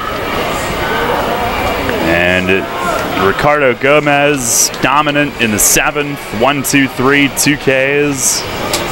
Piguero had 2 Ks in his inning, no hits, only a walk. Now it's Rincon, and it's the top of the order for the Skeeters. Barrett Barnes will start. He is 1 for 3 tonight. Jan Santee and Heathcott coming up as well. Rincon ready to go, comes set, and his first pitch of the night is bunted foul back over the screen. It's over toward the, I think it bounced into the press box over to our left. Strike 1. Rincon 0-3, but he's got 9 saves, 2.51 ERA, and 31 outings. The 0-1, curveball, strike, 12-6, right down the chute. That pitch has been awesome lately. It's deadly. I mean, it doesn't take much for that pitch to work for Rincon. Sometimes it works just because hitters can't touch it. Other times it's just devastating, and he has it breaking down sharply. 0-2, curveball, check, swing, appeal to first base. He did not go, says DeJesus.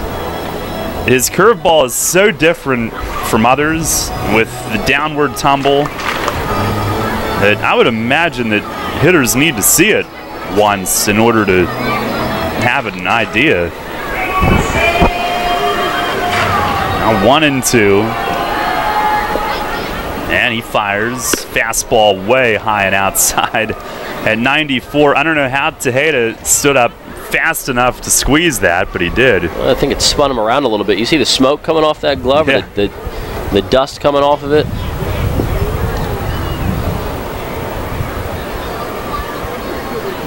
Looks like me at the grill. Yeah. It's the 2-2.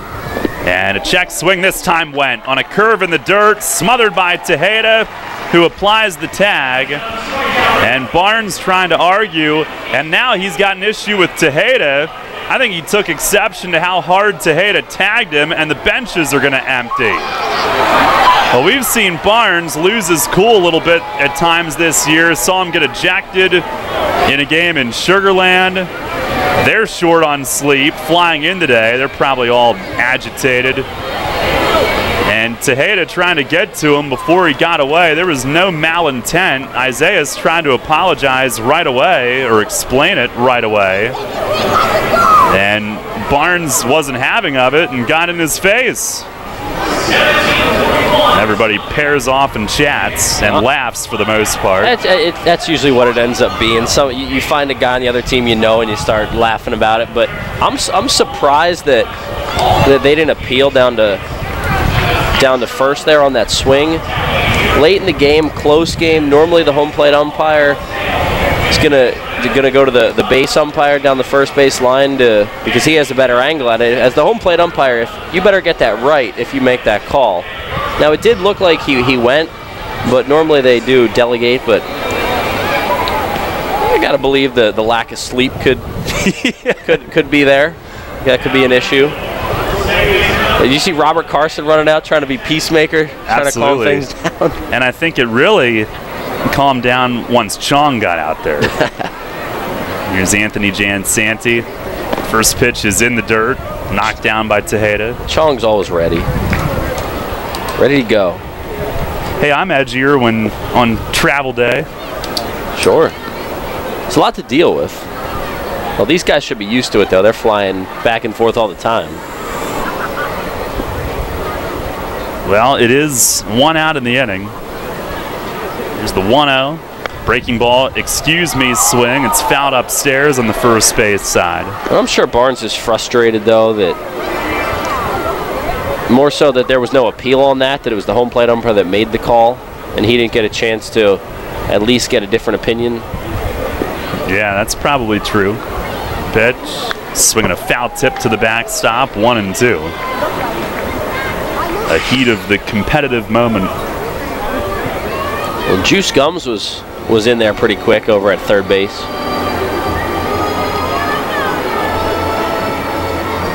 He looks like he can move it pretty well. Agile.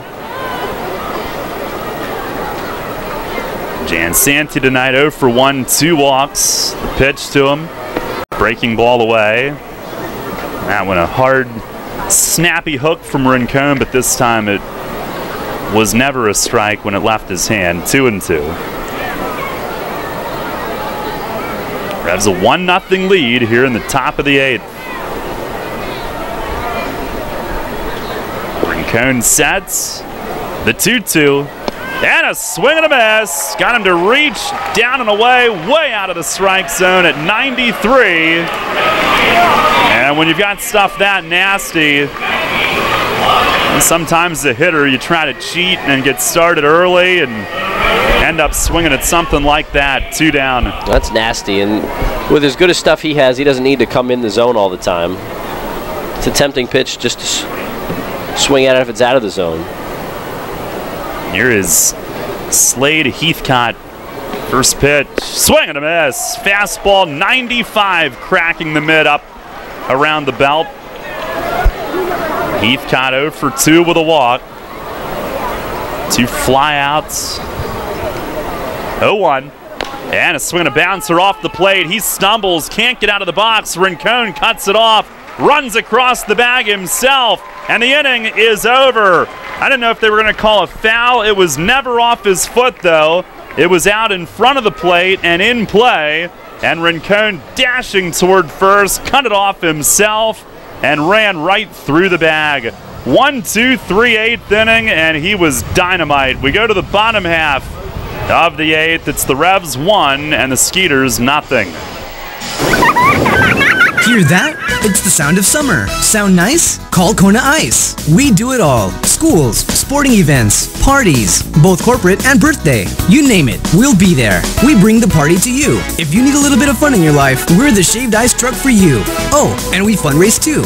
This summer, cool down with Kona Ice. Give us a call at 1-800-KONA-ICE or visit us online at www.kona-ice.com. Kona Ice. Flavor our world. Runners know the challenge. It's not the uncompromising weather. It's not the pounding repetition. It's not knowing how to dig deep as you start the climb of that last hill. For runners, the challenge is the discipline to keep running. Flying feet.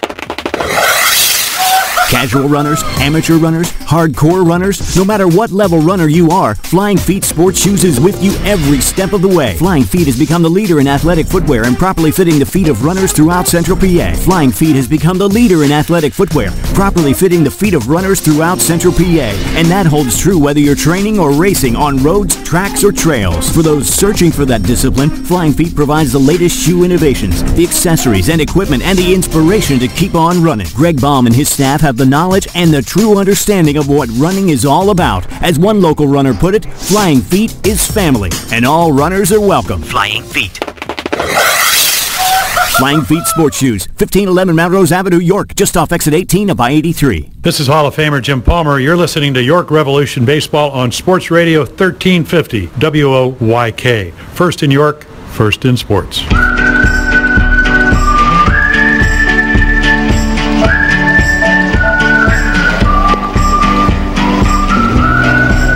Revs up 1-0. Right-hander Gene Machi is the new pitcher for Sugar Land. Pitching change brought to you by Maple Donuts. On the other side, Grant Sides is getting ready for the 9th. Revs looking for insurance. 3-4-5 coming up. Dotel, Tejeda, Mesa. I can't imagine a more dangerous 3-4-5 in the league. Dotel, for him, a little bit of a slow streak this week. Tonight he's 0 for 3. Jan Santi at second made a great play on him last time up. Machi's first is down and away. He is 6 feet tall, 255 pounds. A thick Venezuela native. He was in Mexico previously, has been to the bigs. The pitch to Dotel, that's down and away. He was part of those pesky Giants teams, those even year annoying squads that would just find ways to win. That's right. He might have even been their closer at one point. There's a 2-0 count on Dotel. And Machi deals. Swing and a miss. Got Dotel to chase away. It's his second outing with Sugar Land. And the first one was a perfect inning with 2 strikeouts the other night.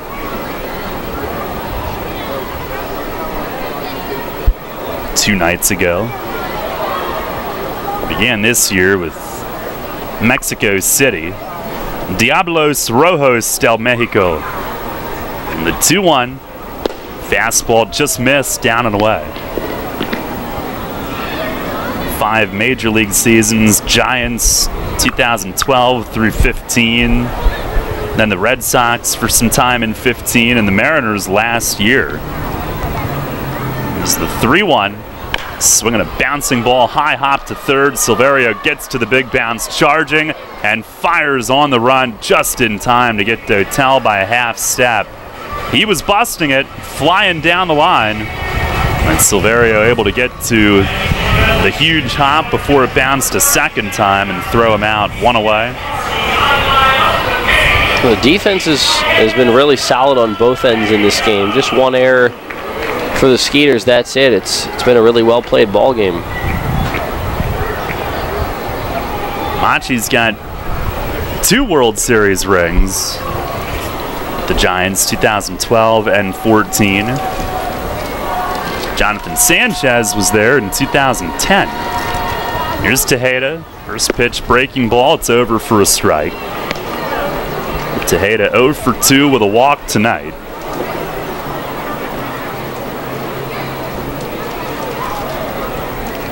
Machi ready. There's the 0-1, and it's in the dirt, and bouncing back. No swing on Tejeda on the appeal. I think maybe a splitter that dove into the dirt. Machi in his big league career just shy of 200 outings, 13-2 with a 3.38 ERA. Did have 6 saves. And now ball loose from the Revs bullpen. Time asked for as it trickles in toward first base.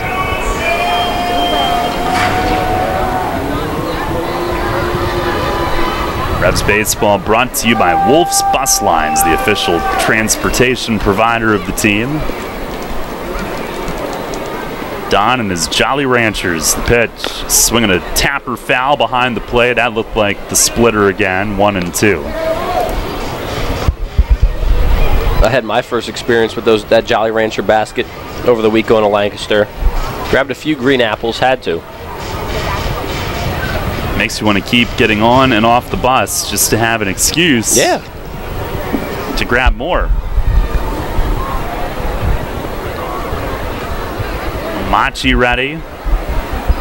1-2. It is down and away. Skips to the backstop. Another ball loose from the Revs bullpen, but it stayed foul, and they never saw it in time to call time. Let's get on the bus, grab one. Oh, forgot to go to the bathroom. Come back on. Oh, you know what? Forgot my backpack. Haven't had cherry in a while. Gotta go grab the box score. Grape looks good. Wanted to go say hi to a friend. Want to get out of Lancaster, the 2-2. And a line drive center field, sinking, and Barnes lays out and steals it. Tejeda robbed of a hit as Barnes lays out in shallow center. Those two had a little moment in the top half of the inning. And Barnes takes one away from him there, 2 down. Funny how that happens, right? Yeah. And those two guys being involved in that. And Tejeda's been robbed of 2 hits, one by the first base umpire, Federico De Jesus, one by Barnes. Here's Melky Mesa, who's 1 for 3 tonight. Infield hit in the second inning. Came in tonight now with enough plate appearances to qualify. He's 3rd in the league in batting and tops by a long shot in slugging. First pitch, swinging a bouncing ball to 3rd. Couple hops to Silverio. He will fire it across, gets Mesa by a step. And the Revs are down in order in the 8th. So, it's on to the 9th with this 1-0 lead. Grant Sides on his way in, looking to close it out. Hey, it's the good-looking genius at Broadway Transmission. You know what really grinds my gears? Perfectly good cars being thrown away just because the transmission went bad. My mind slips into overdrive when someone says, I'll just get a new car before I spend that kind of money on a transmission. What? According to Kelley Blue Book, the average price of a new car is $32 grand. Now you're going to finance that, right? There's another $6 to $8 grand. And if you drive it off the showroom floor, it loses 20% of its value immediately. Don't forget, you also have to pay sales tax, higher insurance rates, title and registration fees, and come up with $600, $700, $800 a month depending on your interest rates for 5 years. And remember, you will still have to pay for the upkeep of the car. Brakes, tires, wipers, fluids, etc. Stop! Trade your transmission, not your car. Thanks, good-looking genius. You're welcome, ma'am.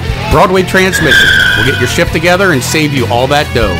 Visit us on the web at BroadwayTrans.com or stop in and see how it's done. If you are facing retirement decisions, Smith, Mayer & Little Wealth Advisory Group can develop a customized retirement income plan. As specialists in retirement planning, we will guide you on Social Security benefits, 401k and retirement plan rollovers, pension choices, and distribution options. We can explain employer benefit plans and retirement systems such as PESERS and TICREF. Smith, Mayer & Little, a wealth of knowledge about wealth. Get to know us over a cup of coffee or visit us at financialjava.com. Janney Montgomery Scott LLC, member NYSE, FINRA, and SIPC. Local sports on WOYK are brought to you by Maple Donuts, York's great tasting family tradition. Hi, I'm Joel Embiid of the Philadelphia 76ers. Catch Sixers basketball all season on Sports Radio, 1350 WOYK, first in York, first in sports.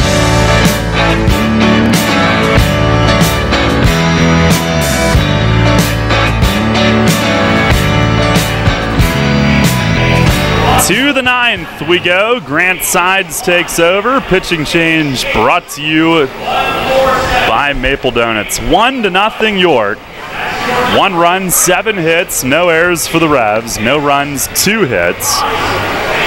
1 error for the Skeeters. And Grant Sides will be facing the middle third of the order. He was in spring training with Sugar Land. Revs certainly happy to have him here now. Courtney Hawkins, Matt Chavez, Albert Cordero coming up. Jared Mitchell, RBI single in the 7th inning, giving the Revs the lead. Sides has struggled a bit of late. Blown saves 3 of his last 4 opportunities. And back-to-back nights, Tuesday and Wednesday in Lancaster. Got it to extras both times, but he is looking to get back on track in this opportunity, and Hawkins will lead things off. 0 for 2 tonight, hit by pitch, double play, strikeout. And Sides ready, his first pitch. It is down and away. Grant overall 8 for 11 in saves, 21 outings, 2-0 with a 1.61 ERA. He was really dominant until these last couple of weeks. Here's the 1-0. Fastball misses up high. I say couple of weeks because the first one that got away was right before the All-Star break. But in that All-Star game, he looked good. It all starts with getting the leadoff man out for Grant. He hasn't done that the last 2 times he's blown saves, and that's what's come back to bite him. Now he's ready. The 2-0, and it's down and away. And a lot of those times he's come out and hasn't been able to get ahead of the leadoff hitter. 2-0 or 3-0. Right now trying to come back from 3-0 on the dangerous Hawkins. They guard the lines in the infield. Outfield is deep. And the pitch right down the middle. Strike called. Hawkins was backing up, but it was there. No better chance to get off your rough patch on the season than to get the save in a one-run game against your former team. Now he's set. 3-1. Swing and a miss. Fastball at 93. Back to fill it up. 3-2, leading off the ninth. Side smells the glove. He's ready. And the payoff pitch. Strike! 3 called on the outside corner. It would be nice if he'd make a signal, but Sides has the first out, coming all the way back from 3-0 to freeze him. 1 down. It's a great pitch, low in the zone. And if you're going to get the call from the home plate umpire there, keep going there. Sides just trusting his fastball there, his best pitch. Hawkins thought it was low. Maybe he has a case there, but on the left, if it's close, you got to swing. If we didn't have the field mic'd up and I hadn't heard Torres, I would have had no clue.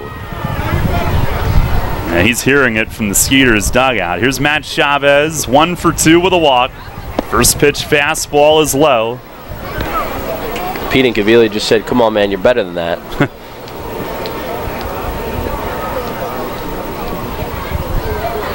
I just wish I would have known what he called. Yeah. Well, it's tough. There was one earlier that the one where Mesa struck out looking, I had no idea. Yep. It's the 1-0, and that misses in the dirt. Sides isn't making it easy on himself, falling behind the first 2.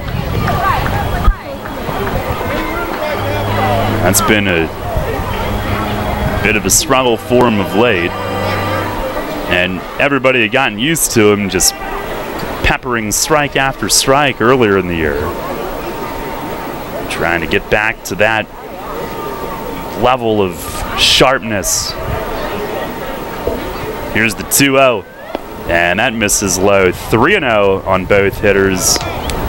Again, they play the no doubles defense. Witherspoon is as deep as I've ever seen him in center field, and he's playing Chavez the other way toward right center.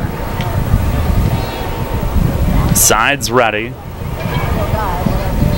3-0, and it misses high and tight.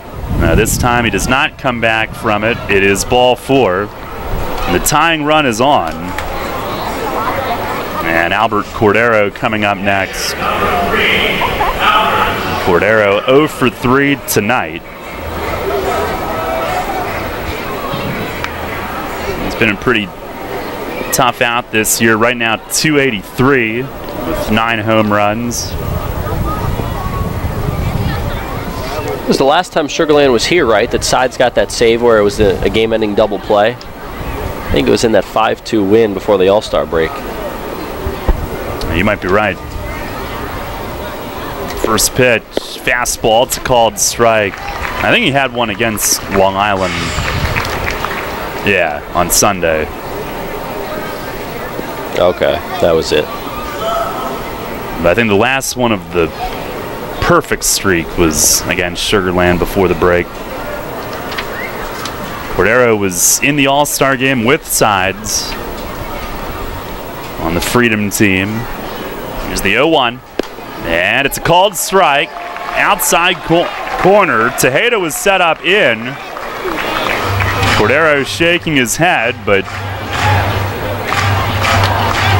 Sides appeared to hit the plate with it. No balls, 2 strikes. 1 on, 1 out. Double play could end it.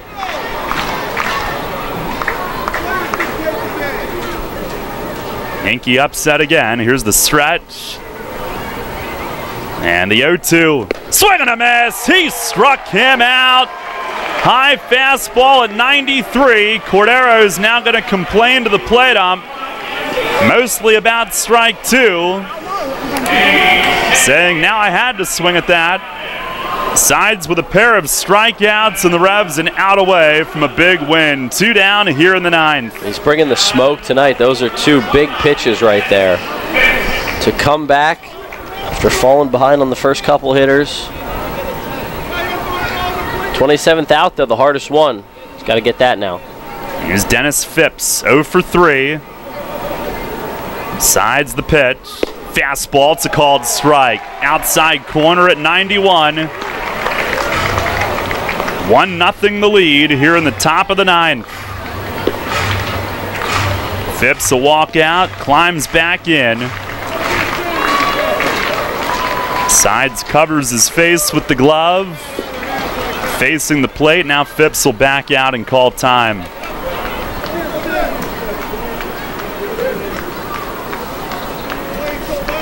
Been a heck of a game. Sides trying to put the wraps on it. And ready to go. He deals. Check swing on a slider low. Appeal to first. They say he held off. Yeah, I had a feeling the game wasn't going to end that way. I mean, that Skeeters dugout would have gone ballistic. Ball on a strike on Phipps. Fans went ballistic. Tying run is Chavez at first. 2 outs in the 9th. Sides ready. And the 1-1. Slider in the dirt. Tejeda scoops it up. He'll be handed a new ball.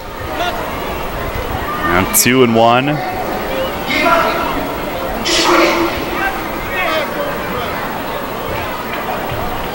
Sides was behind the first 2 hitters. Strikeout and a walk. Got ahead of Cordero and buried him. First pitch strike to Phipps, but now falls behind 2-1. He's ready. And delivers. Slider popped up. Right side, Casilla out from second. Waves the arms. He's under it. He's got it. Game over, and the Revs win 1-0 to kick off the homestand. A combined 2-hit shutout. And Grant Sides nails it down, his 9th save of the year, as the Revs kick off this crucial stretch with a big win. Back above 500 in the second half. And it's the 11th regular season 1-0 win in Revs history. The last one was July 2nd of last year. Came against Sugar Land, came in 10 innings. It was at home. And Ricardo Gomez got the win in that one. Gomez gets the win in this one. After a 1-2-3 7th, right before Jared Mitchell's RBI single provided the only run of the night. The 19th 1-0 regular season game in Revs history. And it's a winning one here on this July 20th, 2018 to begin a very important stretch of the schedule. A 1-0 win to start this 6-game homestand. That's an awesome way to do it. When are we taking cuts? That's another pitcher's BP. 8th shutout win of the season, 7th or 8th, but excellent job by the bullpen tonight. Bullpen did not allow a hit through 4 innings, and what did each guy have 2 strikeouts? Yeah. All 4 relievers had 2 strikeouts apiece. That's pretty big time. 4 innings, 8 strikeouts, no hits allowed. Severino was awesome through 5. Jared Mitchell with the timely hit. That's a great baseball game right there. If you're a pure baseball fan, you like that 1-0 pitchers duel game. I mean, that's good stuff to watch, and it was great to see the Revs edge out that win tonight. That was outstanding. That was a lot of fun. Revs tie their season best in fewest hits allowed, a combined 2-hitter, and this one comes in a 1-0 masterpiece. Revs win a gem tonight. 1-0 is the final score. Stay tuned. Post-game show follows next. There's a lot of talk out there about